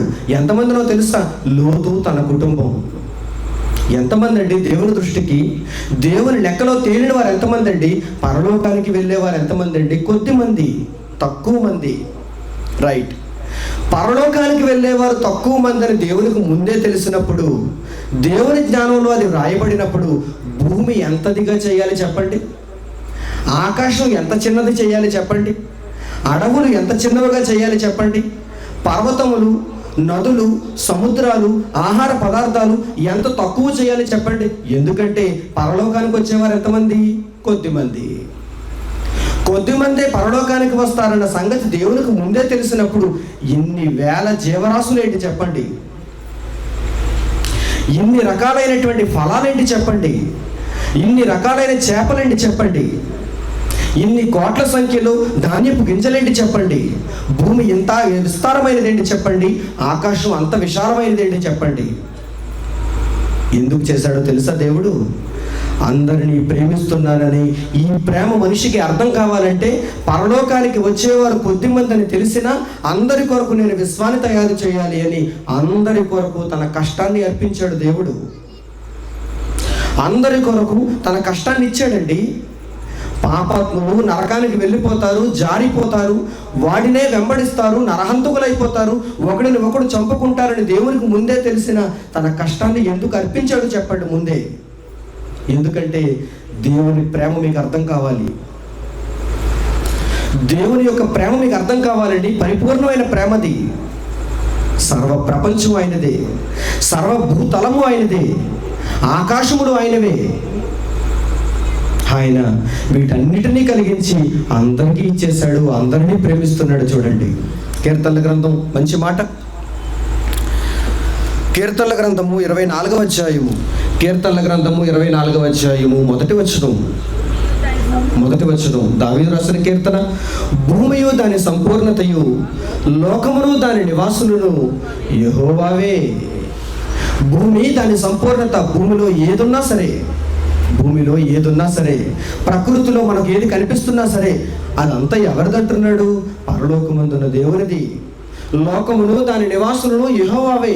ఆయన సముద్రముల మీద దానికి పునాది వేసను, ప్రవాహ జలముల మీద దానిని స్థిరపరచను. ఈ భూమిని గురించి ఆలోచించినప్పుడు, ప్రవాహ జలములను గురించి మీరు ఒక్కసారి ఆలోచన చేసినప్పుడు, నింగిని చూసినప్పుడు, ప్రకృతిలో ఉన్న ప్రతి శక్తిని మీరు ఒక్కసారి పరిశీలించినప్పుడు, ఇది దేవుని వలన సృష్టింపబడింది. దేవుని వాక్యము వలన ఇదంతా నిర్మాణమైంది. దీనిని అంతటిని ఎవరి కొరకు దేవుడు నిర్మించాడు? భూమి మీద ఉన్న సకల జాతి మనుషుల కొరకు. వారు పరలోకం రారని తెలిసిన వారి కొరకు తన కష్టాన్ని ఇచ్చేశాడంటే, తన ప్రకృతిని వారికి ధారపోస్తున్నాడంటే నిజంగా ఎంత గొప్పవాడండి ఆయన. ఆయనను మర్చిపోయినటువంటి మనిషి దౌర్భాగ్యుడైపోయాడు. ఎంత దౌర్భాగ్యుడైపోయాడంటే ప్రకృతిలో ఏదో చిన్న మొక్క దొరికితే దాని వెనక వేసుకుని దేవుణ్ణి మరిచిపోయి వెళ్ళిపోతున్నాడు. ప్రకృతిలో ఏదో ఒక చిన్న వస్తువు దొరికితే దానిని సంచిలో వేసుకుని దేవుడు నాకెందుకులే అనుకుంటున్నాడు. ఎంత మూర్ఖంగా ఆలోచిస్తున్నాడు చూసారా. కానీ ఎంత ప్రకృతిని దేవుడు చేయటంలో, మనిషికి దానిని ఇవ్వటంలో ఆయన పరమార్థం ఏంటంటే నా ప్రేమ మనిషికి అర్థం కావాలి. ఎందరి కొరకు నా కష్టాన్ని ధారపోస్తున్నానని ఈ ప్రేమ సంగతి మనిషికి అర్థం కావాలి. ఆ స్థాయికి మనిషి చేరుకోవాలి. దీని నిమిత్తమే దేవుడు ఎంత ప్రకృతిని కలిగించాడు, ఎంత సృష్టిని మన ముందుంచాడు. ఎందరో ప్రతిరోజు నరకానికి తరలిపోతున్నా ఒకవైపు దేవుడు బాధపడుతున్నాడే కానీ తన ప్రేమను మాత్రం వెనక్కి తీసుకోవటం లేదండి. తాను ఇచ్చిన ప్రకృతిని వెనక్కి తీసుకోవటం లేదండి. ప్రకృతిలో ఉన్న మనిషి ప్రకృతి వలన బ్రతుకుతున్నాడు. ప్రకృతి వలన తన ఆయు ప్రమాణాన్ని, తన జీవిత కాలాన్ని భూమి మీద కొనసాగిస్తున్నాడు. ప్రియమైన వారలారా, ఇదే దేవుని ప్రేమ. లూకా సువార్త మరో చక్కని సందర్భంలో యేసుక్రీస్తు పలుకుతున్న ఈ చక్కని సందర్భాన్ని మనం చూద్దాం. లూకా సువార్త 6వ అధ్యాయం చూడండి. లూకా సువార్త 6వ అధ్యాయము.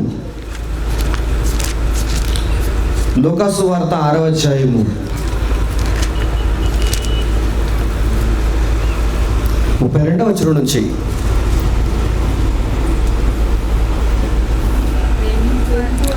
లూకా సువార్త 6వ అధ్యాయము 32వ వచనం నుంచి ఏమంటున్నాడు చూడండి. అక్కడ ఆయన, మిమ్మల్ని ప్రేమించిన వారిని మీరు ప్రేమించిన ఎడల మీకేమి మెప్పు కలుగును అంటున్నాడు చూడండి. మనల్ని ప్రేమించిన వారిని తిరిగి మనం ప్రేమిస్తూ నేను ప్రేమ కలిగిన వాడిని నేను చెప్పుకోవటం వల్ల ఎక్కడ మెప్పు కలుగుతుంది?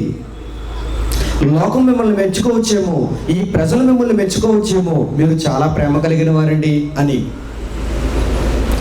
కానీ దేవుని దగ్గరకు మీ ప్రేమను తీసుకుని వెళితే దేవుడు ఏమంటున్నాడో తెలుసా? This is outdated, this is not love. ఇది ఎప్పటిది ధర్మశాస్త్ర కాలం నాటి ప్రేమ. ఇది ఎప్పుడో అవుట్డేట్ అయిపోయింది. ఇది ఇప్పుడు పని చేయదు. నా కుమారుడు వచ్చాడు, నా కుమారుని నోట నేను పలికించాను ఒక చక్కని మాట. ప్రేమకు డెఫినేషన్ ఇచ్చి పిప్పించాను నేను. ఏమిచ్చాడు నా కుమారుడు ప్రేమకు నిర్వచనం? చూడండి ఏమిచ్చాడు ఆయన, యేసుక్రీస్తు. మిమ్మల్ని ప్రేమించిన వారిని మీరు ప్రేమించిన ఎడల మీకేమి మెప్పు కలుగును? మీకు మెప్పు కలగదు. మావోయిస్టులు పోలీసులను ప్రేమించడం లేదు. ఇప్పుడు పోలీసులు ఎవరిని ప్రేమించాలి? మావోయిస్టులను ప్రేమించాలి. మావోయిస్టులు పోలీసులు ప్రేమించడం లేదు. పోలీసులు మావోయిస్టులను ప్రేమించి తీరాలంతే. ఎవరి జ్ఞానం ప్రకారం. రాజ్యాంగం అయితే ఈ మాట చెప్పకపోవచ్చు, కానీ దేవుని రాజ్యాంగం ఏమి చెబుతుందో తెలుసా? మీరు మీ దేవునికి కుమారుడై ఉండాలి అంటే సర్వ ప్రపంచాన్ని మీరు ప్రేమించాలి, మీ శత్రువులను కూడా మీరు ప్రేమించాలి. మిమ్మును ప్రేమించే వారిని మీరు ప్రేమిస్తే మీకు ఏమి మెప్పు కలుగును? ఒరిస్సా పోలీసులను మేము ప్రేమిస్తున్నామండి అని ఆంధ్ర పోలీసులు అన్నారనుకోండి, దేవుడు మెచ్చుకోడు. ఆంధ్ర పోలీసులు మేము ప్రేమిస్తున్నామండి అని ఒరిస్సా పోలీసులు అన్నారనుకోండి, దేవుడు మెచ్చుకోడు. కానీ ఇద్దరూ కలిసి మేము మావోయిస్టులను ప్రేమిస్తున్నామండి అన్నారనుకోండి, దేవుడు మెచ్చుకుంటాడు. This is the secret of love. ఇప్పటి వరకు సమాజానికి తెలియలేదు, ఇక మీదట కూడా సమాజానికి తెలుస్తుందని నేను అనుకోవటం లేదు. ఎందుకంటే ఈ మాటల దగ్గరకు వారు రారు కనుక, ఈ దేవుని పిలుపును వారు అందుకోరు కనుక. ప్రియమైన వారలారా, సమాజం ఇలాంటి పగలతోనే ద్వేషాలతోనే రగిలిపోతూ ఒకరిని ఒకరు చంపుకుంటుంది తప్ప ప్రేమను మాత్రం బ్రతికించలేదండి. దేవుని వాక్యం సమాజంలో లేదండి. యేసు ఏమంటున్నాడో తెలుసా? మిమ్మల్ని ప్రేమించే వారినే మీరు ప్రేమిస్తే మీకేమి మెప్పు కలుగును? మీకేమి మెప్పు కలుగును? ఆంధ్ర డిఐజీ సాంబశివరావు 50 లక్షల రూపాయల చెక్కు ఎవరికి ఇచ్చాడో తెలుసా? అబూ బకర్ అనేటువంటి ఒక వ్యక్తి చనిపోయాడు ఈ ఆపరేషన్లో, ఏఓబి ఆపరేషన్లో, ఆంధ్ర ఒరిస్సా బోర్డర్ ఆపరేషన్లో ఒక పోలీసు వీర జవాన్ మరణించాడు. అతని కుటుంబానికి, అబూ బకర్ అనేటువంటి వ్యక్తి చనిపోతే అతని కుటుంబానికి 50 లక్షల రూపాయల చెక్కునిస్తూ ఫోటోలో దిగారు, పేపర్లో కనిపించారు. మరి ఇటువైపు మావోయిస్టుల కుటుంబాలు కూడా పిల్లలను కోల్పోయారే, వారి జీవితాలకు వారి కుటుంబాలకు ఏమైనా నష్టపరిహారాన్ని ఇచ్చారా? ఏంటంటే మీ ప్రేమ. నిన్ను ప్రేమించే వారినే నీవు ప్రేమిస్తావు, అదే నీ ప్రేమ. చేతకాని ప్రేమది. నిన్ను ప్రేమించేవారనే నీవు ప్రేమిస్తున్నావు. వారిని ప్రేమించు, తప్పులేదు. అబూబకర్ కుటుంబానికి కోటివి, నేనేమి బాధపడను. కానీ ఒకవైపు నిన్ను ద్వేషించే వారి కుటుంబాలకు నీవు సహాయం చేయవా? నిజంగా వారికి నీవు సహాయం చేయి. మావోయిస్టులందరూ నీ మీద ఎంత ప్రేమను కలిగి ఉంటారో నేను చెబుతాను తర్వాత. నిజంగా ఆంధ్ర దగ్గర ఉన్నటువంటి, ఆంధ్ర ప్రభుత్వం దగ్గర ఉన్నటువంటి డబ్బులు కొంత, నీకు అది పెద్ద భారం కాదు. చనిపోయిన వారి కుటుంబాలకు ఇదిగో ఏదో ఒక ఆపరేషన్లో చనిపోయారు, ఏదో ఒక ఎన్కౌంటర్లో చనిపోయారు. చనిపోయిన వారు ఎవరైనా మనుషులే. వాడు మావోయిస్టా, వాడు జవానా, వాడు పోలీస్ కానిస్టేబుల్ అనేది పక్క సంగతి. వాడు దేవునికి కుమారుడు. మొట్టమొదటి వాడు దేవునికి కుమారుడు. మరి అలాంటప్పుడు ఆ మావోయిస్టుల దగ్గరికి వెళ్ళి, ఇదిగోనండి మా నష్టపరిహారం 50 లక్షల రూపాయలు అబూబకర్ కుటుంబానికి ఇచ్చావే, మరి వీరి కుటుంబాలకు కూడా 50 లక్షల రూపాయల చొప్పున నీవు ఇస్తే, మావోయిస్టులందరూ ప్రేమతో వారందరూ నీ దగ్గరకు వచ్చేద్దరు. వారందరూ నిన్ను ప్రేమిందురు. వారి మీద ఇంకా నీవు కఠినమైన స్వభావాన్ని కలిగి ఉన్నావు. ఎంతకాలం? 50 ఏళ్ళుగా నువ్వు చూడటం లేదా?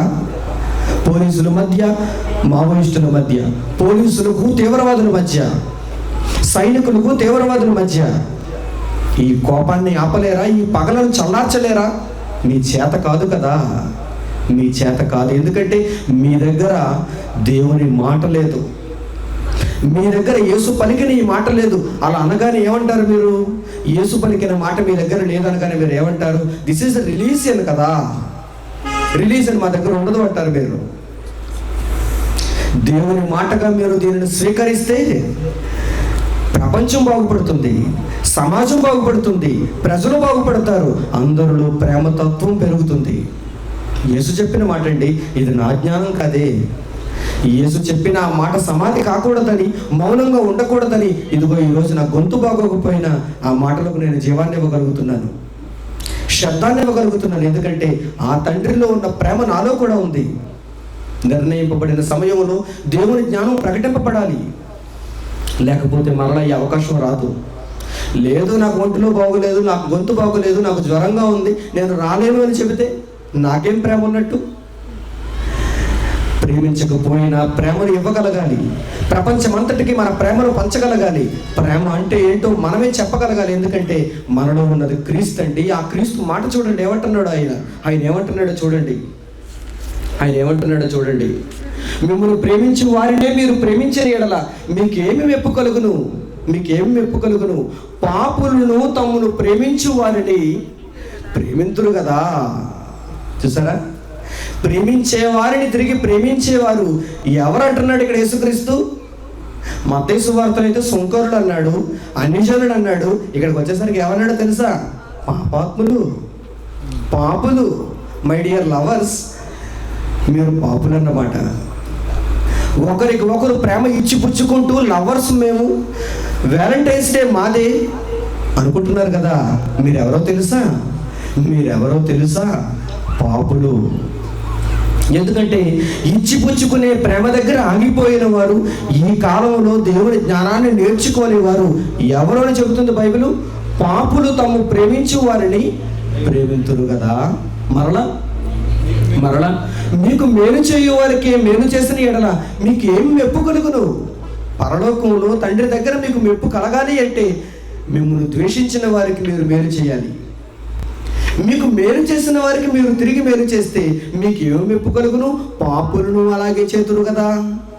పాపాత్ములు ఏం చేస్తారు? Praise the lord, praise the lord అంటే ఇద్దరు ఏమైపోయారు చూడండి. ఇప్పుడు పాపాత్ములు అయిపోయారు. నీకు వందనం చెప్పని వాని దగ్గరకు నువ్వు వెళ్ళి ప్రైజ్ ద లార్డ్ అని చెప్పావనుకో, వాడు నీకు వందనం తిరిగి చెప్పకపోయినా ఆ సహోదరుని నువ్వు ప్రేమించావనుకో, అప్పుడు నీ ప్రేమ ఉన్నతమైనది. చూడండి ఏమంటున్నాడు ఆయన? పాపులను అలాగే చేతురు కదా.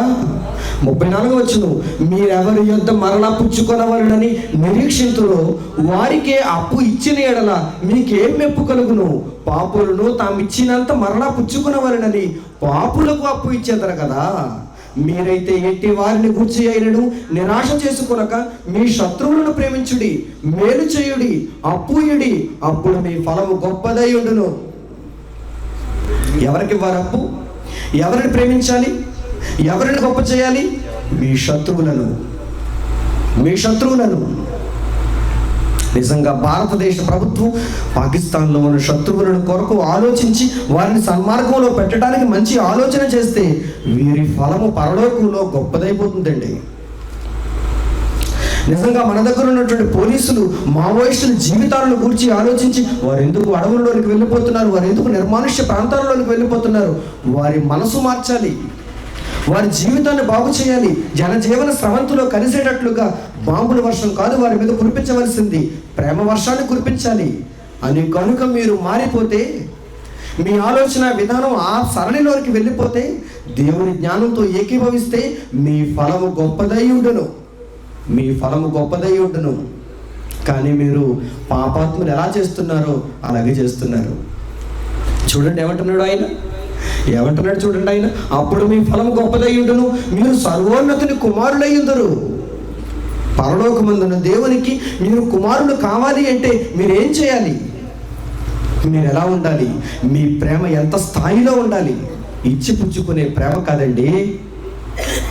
ఇచ్చిపుచ్చుకునే ప్రేమ స్థాయిలో మీరు ఉండిపోతే మీ తండ్రికి మీరు కుమారులు కాదు, మీ తండ్రికి మీరు పిల్లలు కాదు. మణికుమార్ సన్ ఆఫ్ గాడ్ అని ఎందుకు పిలిపించుకుంటున్నానో తెలుసా? నా ప్రేమ ఉన్నతమైనది కనుక.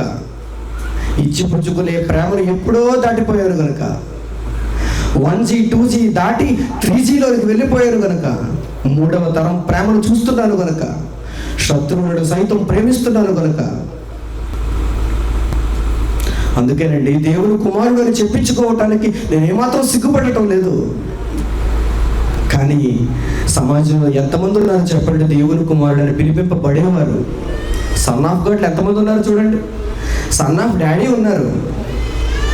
సన్ ఆఫ్ డాడీ దగ్గరికే వెళ్ళిపోయాడు పెళ్ళిళ్ళ పేరయ్యా. Son of daddy, son of God కాదా నువ్వు? దేవునికి పుట్టినవాడు కాదా? కోతికి పుట్టావా? నువ్వే కదా చెప్పావు. జాగ్రత్త.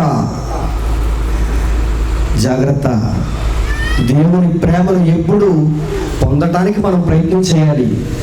దేవుని ప్రేమను పరీక్షించటానికి ఎప్పుడు ప్రయత్నం చేయకూడదు. రేపటి దినాన చెబుతారు దేవుని ప్రేమ పరీక్షిస్తే ఏమవుతుందో. దేవుడు ప్రేమించినప్పుడు, దేవుడు ప్రేమను చూపిస్తున్నప్పుడు ఆ ప్రేమలో ఒదిగిపోండి, ఆ ప్రేమ స్థాయిని అందుకోండి. మీరు ప్రేమమూర్తులుగా మారిపోండి. లేదు దేవుడు ఎందుకు మనల్ని ప్రేమిస్తున్నాడు, దేవుని ప్రేమను నేను పరీక్షిస్తాను, దేవుని కోసం నేను బ్రతకను, నేను అందరినీ చంపుతాను అంటే ఆయనకు మరో యాంగిల్ ఉంది.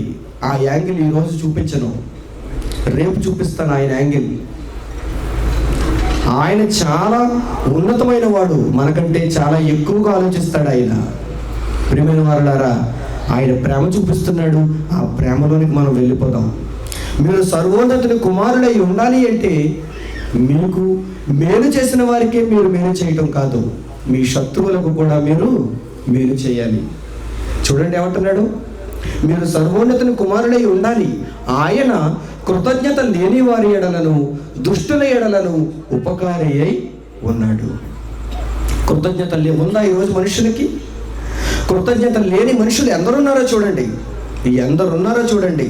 99.99% మంది మనుషులు భూమి మీద ప్రకృతిని అనుభవిస్తూ కృతజ్ఞత లేని వారు అలాగే బ్రతుకుతున్నారు. రేషన్ షాపుకు వెళ్ళి మీరు మీ సరుకులన్నీ తెచ్చుకుంటారు. రేషన్ షాప్ డీలర్కి చెబుతారు థ్యాంక్ యూ, మాకు రైస్ ఇచ్చినందుకు, కిరసనాయిలు 1 లీటర్ ఇచ్చినందుకు, ఒక నూనె ప్యాకెట్ ఇచ్చినందుకు, పంచదార 1 కేజీ ఇచ్చినందుకు, ఒక చిన్న అగ్గిపెట్టి ఇచ్చినందుకు. ఈ మధ్య అగ్గిపెట్టి కూడా ఇస్తున్నారు. Thank you brother, thank you dealer గారు. డీలర్ సృష్టించాడనుకుంటున్నారా వీటన్నిటినీ? లేదు, ప్రభుత్వం దగ్గర తెచ్చుకున్నాడు. ప్రభుత్వం సృష్టించింది అనుకుంటున్నారా వీటన్నిటినీ? లేదు, రైతుల దగ్గర కొనుక్కున్నారు, గోదామ్స్లో పెట్టుకున్నారు ప్రజలకు సరఫరా చేయడానికి. రైతులు సృష్టించారనుకుంటున్నారు వీటన్నిటినీ? నారు నాటాడు, ఇంటికి వెళ్ళాడు, గుర్రపెట్టి నిద్రపోయాడు. 5 ఎకరాల పొలం ఉంది, మరి గుర్రపెట్టి నిద్రపోడు? 10 ఎకరాల భూస్వామి, 100 ఎకరాల ఆసామి పడుకోడా?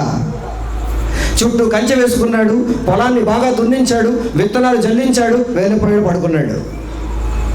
వస్తుందిలే, ఎవడి కోసం పండదు, ఎవడి కోసం పండదు భూమి, నాదే కదా. మీ భూమిలో నా రికార్డు ఉంది, పాస్బుక్లో నా పేరు ఉంది, 5 ఎకరాల ఆసామి నేను. మండల రెవెన్యూ అధికారి వారు నా పేరు రాసి స్టాంప్ వేసి ఇచ్చేశారు నాకు, ఈ భూమి నీదే, అనుభవించు అని. నేను ఇప్పుడు బాగా దీనిని శుభ్రపరిచి సేద్యపరిచి ఇందులో విత్తనాలు చల్లి అనుభవించు రాజా అని ఇంటికి వెళ్ళి పడుకుంటాను. రైతు చూసారా, రైతు ఎలా ఆలోచిస్తున్నాడు.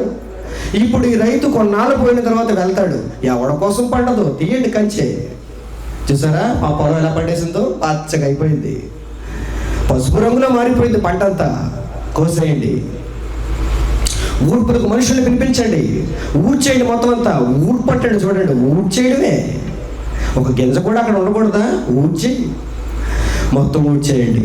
ఊడ్చేసి దాన్ని గింజలు అన్నింటిని తీసుకొచ్చేయండి, బిల్లుకి పంపించేయండి, డబ్బులు తీసుకొచ్చేయండి, బిల్లు తీసుకొచ్చేయండి. రైతు సృష్టించలేదు, రైతు విత్తనాలు చల్లేడంతే. ఆ తరువాత ఆలోచించింది ఎవరో తెలుసా? ఈ అనుభవించే రాజు కోసం ఆలోచించిన ఆ మహోన్నతుడు ఎవరో తెలుసా? పరలోకంలో ఉన్న దేవుడు. ఏ రైతైనా ఏ నాడైనా తన పొలంలో ఒక చిన్న ఫ్లెక్సీ బోర్డు కడతాడేమో అని ఎప్పటి నుంచో చూస్తున్నాను నేను. ఈ పొలానికి అధికారి దేవుడు, ఈ పొలాన్ని దున్ని విత్తనాలు చల్లి వెళ్ళిపోయాను తప్ప ఈ పొలంలో పంట పండిస్తున్నవాడు దేవుడు అని ఒక చిన్న ఫ్లెక్స్ బోర్డు అయినా పెడతాడేమో అనుకుంటానండి. అలాగని ఒక పొలం ఉందా, ఒక రైతు ఉన్నాడా? లక్షల కోట్ల మంది రైతులు ఉన్నారు, ఒక్కడికి ఇంగిత జ్ఞానం లేదా? లేదు. ఎవడప్ప సొమ్ము ఇది? ఈ భూమి ఎవడప్ప సొమ్ము? భూమి దేవునిది, పండిస్తున్నవాడు దేవుడు. భూమి దేవునిది అంటే నీకు నచ్చకపోవచ్చు, భూమి నీదే, పోనీ నువ్వు పండించుకో, చూద్దాం, నీవు పండించుకో, నీవు ఒక భూమిని తయారు చెయ్యి, ఈ భూమిలో విత్తనాలు ఇచ్చేటట్టుగా, మొక్కలు మొలిచేటట్టుగా, పంటలు వచ్చేటట్టుగా నీవు చేయి, చూద్దాం. దానిని అర్థం చేసుకోవడానికి నీ జీవితకాలం సరిపోదు. ఒక గింజ 1000 గింజలుగా ఎలా మారుతుందో అర్థం చేసుకోవటానికి నీ బ్రతుకు సరిపోదు. దానిని అగ్రికల్చరల్ ఇంజనీరింగ్ అన్నావు, వ్యవసాయ శాస్త్రం, అగ్రికల్చరల్ ఇంజనీరింగ్. దానికి ఎరువు ఏ వేయాలో ఆలోచిస్తాం, పురుగుల మందు ఎలా కొట్టాలో ఆలోచిస్తాం. కానీ వీటి వెనక ఉన్నది దేవుడు అని ఏనాడైనా ఎవరికైనా చెప్పాడా? లేదండి. మనం చెప్పే కృతజ్ఞత ఎవరికి? డీలర్కి. మనం చెప్పే థ్యాంక్స్ ఎవరికి? షాపు వాడికి. మనం చెప్పే థ్యాంక్స్ ఎవరికి? Super bazaar, victory bazaar. Thank you, వాడు మనకి థ్యాంక్ యూ, విజిట్ అగైన్, మరలా వచ్చేయండి, మీ సంచి నింపుకొని మరలా వెళ్ళిపోండి. చూసారా, ఎక్కడండి దేవుడు ఉన్నాడు? సమాజంలో ఎక్కడండి దేవుని నిజంగా ఆరాధిస్తున్న వారు ఉన్నారు? లేరు. వీరందరూ వేషధారణ కలిగిన వారు. ఎప్పుడో ఒకరోజు నామకార్థంగా దేవుని కొరకు ఏదో ఒకటి ఇచ్చేసి పూజ చేసేసి ఇంటికి వెళ్ళిపోయేవారే తప్ప తమ జీవిత కాలంలో ప్రతి క్షణం దేవుని గురించి గొప్పగా ఆలోచించేవారు ఎవరు లేరండి. అందుకే దేవుడు బాధపడుతూ ఏమని రాయించుకున్నాడో తెలుసా? కృతజ్ఞత లేని వారు భూమి మీద కోకొల్లలుగా ఉన్నారంటున్నాడు ఆయన. ఈ కృతజ్ఞత లేని వారి ఎడల కృతజ్ఞత చూపిస్తున్నది ఎవరో తెలుసా? దేవుడే. చూడండి ఆయన మాట చూడండి, ఏమంటున్నాడు? ఆయన కృతజ్ఞత లేని వారి ఎడలను, దుష్టుల ఎడలను ఉపకారి అయి ఉన్నాడు. అందుకే నీ పంట పండింది, అందుకే నీ జేబు నిండింది, అందుకే గోడవ నిండింది, అందుకే రాష్ట్రంలో గిడ్డంగులన్నీ నిండాయి, అందుకే ప్రజలందరూ కడుపార ఆహారం భుజిస్తున్నారు. పరలోకంలో ఉన్న దేవుడు కృతజ్ఞత లేని వారి ఎడల, దుష్టుల ఎడల ఉపకారి అయి ఉన్నాడు. అదండి ఆయన ప్రేమ. That is the God's love. ఏ వస్తువును చూసినా, ఏ ఆహార పదార్థాన్ని చూసినా మీకు దేవుడు గుర్తుకు రావాలి, దేవుడు గుర్తుకు రావాలి. ప్రియమైన వారలారా, జాగ్రత్తగా ఆలోచించండి. ఆయన ప్రేమ మీకు అర్థమైతే, మనుషుల ఎడల ఆయన ఎంత ప్రేమను కలిగి ఉన్నాడన్న సంగతి మీకు అర్థమైతే, మీకు కూడా ఆ ప్రేమతత్వం అలవాటు పడితే సమాజం కోసం మీరు కూడా బ్రతుకుతారండి. ఎందుకండి ఈ జీవన్ నగర్లో ఉన్నటువంటి కొద్దిమంది విద్యార్థులకు ఇలాంటి ఆలోచన ఎందుకు పుట్టాలండి? పండగ సమీపిస్తుంది, ఏదో పండగ, క్రిస్మస్ సమీపిస్తుంది, దీపావళి సమీపిస్తుంది, సంక్రాంతి సమీపిస్తుంది. కొత్త బట్టలు కొనుక్కోవచ్చుగా, కొత్త చెప్పులు కొనుక్కోవచ్చుగా, ఇంట్లో ఉన్న వారందరికీ అన్ని మంచి మంచి వస్తువులు కొనివ్వచ్చుగా. లేదు. వారు సంపాదించిన దానిలో కొంత పక్కన వేసుకుంటున్నారు. అలాగని వాళ్ళు ఏమి ఐఏఎస్ ఆఫీసర్లు కాదండి, అలాగని వారు ఎవరు మంత్రులు కాదండి. పేదవారు చిన్న చిన్ని పనులు చేసుకునేవారు, హెల్పర్ పనులు చేసుకునేవారు, కూలి పనులు చేసుకునేవారు. అలాంటి వారికి దేవుని ప్రేమ అర్థమైంది కనుక ఈ జీవన్ నగర్లో ఉన్న వారికి, చుట్టుపక్కల ప్రాంతాలలో ఉన్న వారికి ప్రేమ ఎవరిదో పగ ఎవరిదో తెలియచేయాలి అంటే, నా కష్టాన్ని అర్పించాలనుకున్నాడంటే దేవుని ప్రేమ ఆ విద్యార్థుల్లోనికి వెళ్ళిందంటారా లేదా? ఇచ్చిపుచ్చుకునే ప్రేమ స్థాయిని వారు దాటిపోయారండి. వారి కుటుంబంలో ఉన్నవారు వారికి ప్రేమనిస్తున్నారు, కానీ వారికి మాత్రమే ప్రేమను ఇవ్వాలనుకోవటం లేదు. వారి బంధువులు వారికి ప్రేమను చూపిస్తున్నారు, కానీ బంధువులకు మాత్రమే మా ప్రేమను ఇవ్వాలి అనుకోలేదు వారు. ఈ సమాజంలో ఉన్న వారికి మా చేతనైనంత మట్టుకు మేము సేవ చేయాలనుకుంటున్నారు వారు. ఈ జీవన్ నగర్లో ఎంతోమంది ఉన్నారు, అందరూ వారికి మేలు చేయటం లేదు. చాలామంది వారిని ద్వేషించేవారు ఉండొచ్చు. మరి వారిని ఎందుకంటే ప్రేమిస్తున్నారు? ఈ పాకాలు కట్టి ఎందుకంటే ఈ మహాజ్ఞానాన్ని వినిపింపజేస్తున్నారు? సమాధానము లేని సమయమున ఎంత చక్కని మాటలు నేర్పించి సమాజానికి ఉన్న గాయమును మాన్పించాలని ఎందుకంటే వారు ప్రయత్నిస్తున్నారు? దేవుని ప్రేమ వారిలోనికి వచ్చింది. మరలా ఎన్నో ఆటంకాలు.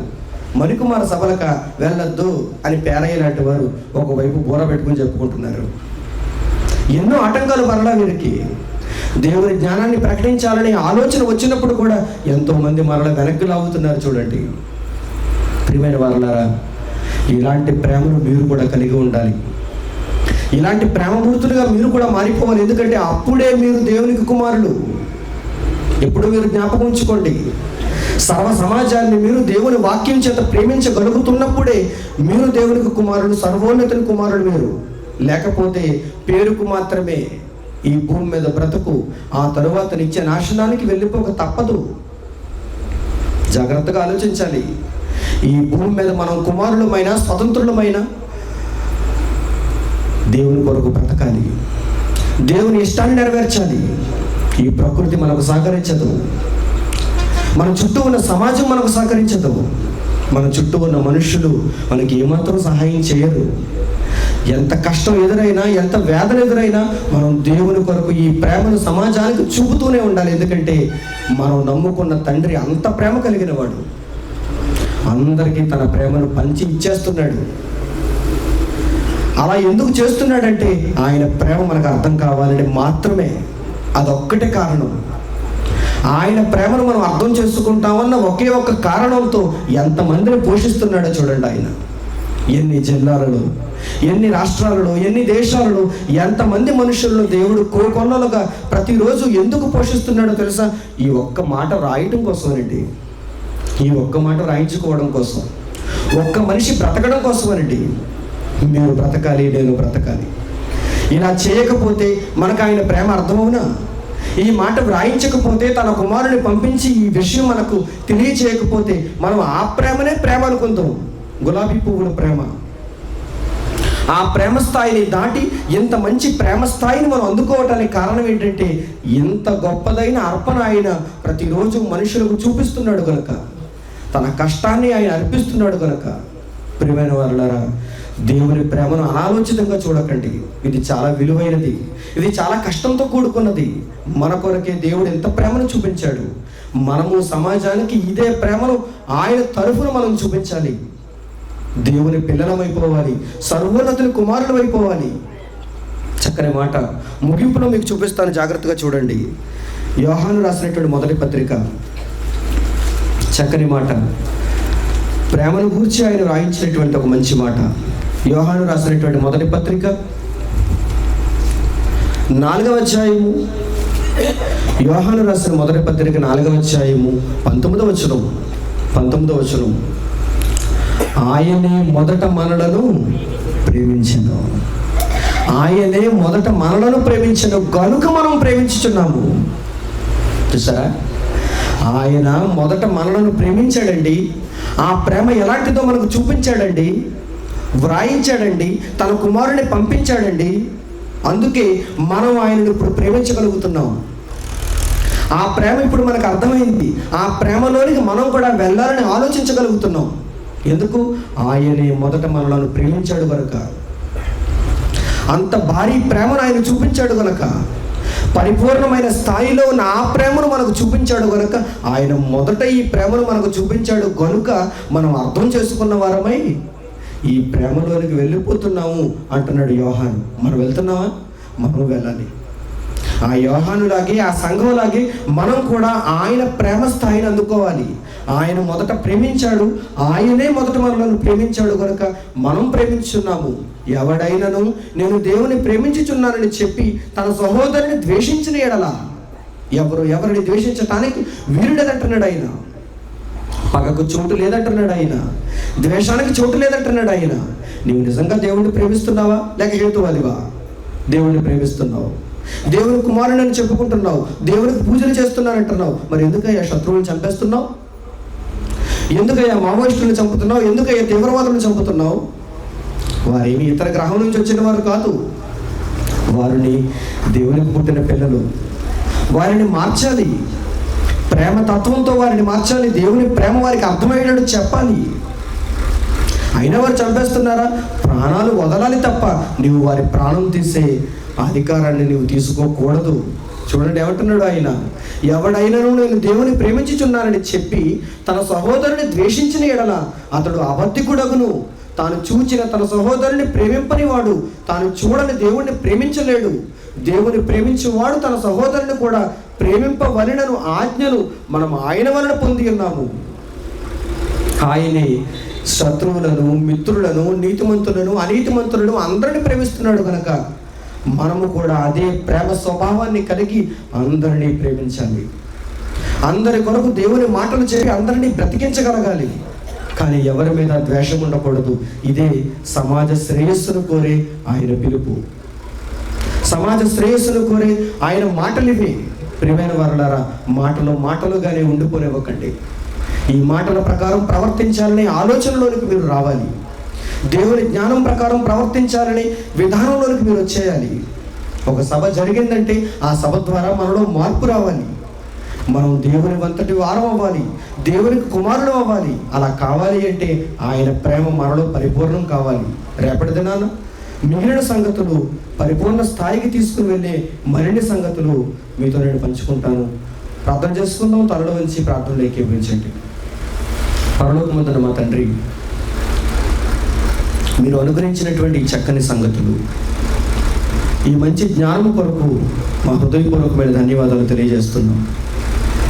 లోకమంతా ఎలాంటి పగతో రగిలిపోతుందో, ఒక మనిషి ఎడల ఒక మనిషి ఎలా ఉంటున్నాడో నేటి వాస్తవిక పరిస్థితులను బట్టి చూస్తున్న మేము బైబిల్ని పరిశోధిస్తే అందులో మీ ప్రేమతత్వాన్ని మనిషికి నేర్పించాలని మీరు పడిన ప్రయాసం మాకు అర్థమవుతుంది. ప్రియ తండ్రి, మీరు చెప్పిన మాటల ప్రకారం జీవించడానికి తగిన మనస్సు మా అందరికీ అనుగ్రహించండి. ఈ ప్రేమ స్థాయిని మేము అందుకోలేకపోతే మీ రాజ్యానికి చేరలేమన్నటువంటి ఆ విషయాన్ని గుర్తెరిగిన వారమై లోకాన్ని ఎలా ప్రేమిస్తున్నారో అటువంటి ప్రేమను మేము కూడా కలిగి ఉండటానికి, మా సహోదరులను మేము ప్రేమించగలగటానికి, మా శత్రువులను మేము ప్రేమించగలగటానికి మాకు సహాయం చేయండి. మీరు చెప్పిన ప్రతి మాట మనిషిని బ్రతికించేది, సమాజ శ్రేయస్సును కోరేది కనుక తండ్రి, ఇంతటి చక్కని సభలు జరిగించడానికి ప్రకృతిని సైతం మీరు నిలుపుదల చేశారు. వర్షం పడకుండా మా కొరకు మంచి వాతావరణాన్ని తిరిగి మరలా కలిగించారు. ఇన్ని అద్భుతాలు, ఇన్ని సూచక్రియలు మా మధ్య మీరు నెరవేరుస్తూ చక్కని మాటల చేత మా గాయమును మాన్పటానికి, సమాజానికి ఉన్నటువంటి ఈ దుష్టత్వాన్ని తిరిగి బాగు చేయటానికి, ప్రేమతో నింపటానికి మీరు అనుగ్రహించినటువంటి జ్ఞానం కొరకు మరొకసారి మీకు వందనములు చెల్లిస్తూ, ఎంతో కష్టంతో ఈ సభను నిర్వహిస్తున్నటువంటి మీ పిల్లలను, మీ పిల్లల కుటుంబాలను జ్ఞాపకం చేసుకోమని అడుగుతూ, ఈ మాటలు విని తిరిగి ఎవరింటికి వారు వెలుచుండగా వారి ప్రయాణంలో క్షేమకరమైన ప్రయాణం మనకు అనుగ్రహించి మనం కోరుకుంటూ, రేపటి దినాలు తండ్రి ఇదే సమయానికి చక్కని సంగతులు పరిపూర్ణమైన స్థాయిలో ముగింపుగా మేము వినటానికి తగిన సహాయం మాకు అనుగ్రహించి మనం వేడుకుంటూ, యేసుక్రీస్తు వారి ద్వారా ఈ ప్రార్థనా విన్నపములు పరలోకమందున మీ సన్నిధికి చేరుస్తున్నాం తండ్రి. ఆమేన్. మన తండ్రి అయిన దేవుని ప్రేమ, ఆయన కుమారుడైన యేసుక్రీస్తు వారి కృప, పరిశుద్ధాత్మ దేవుని యొక్క అన్యోన్య సహవాసం మనందరికీ సదాకాలం తోడే నడిపించునుగాక. ఆమేన్. అందరికీ వందనములు. సెలవు.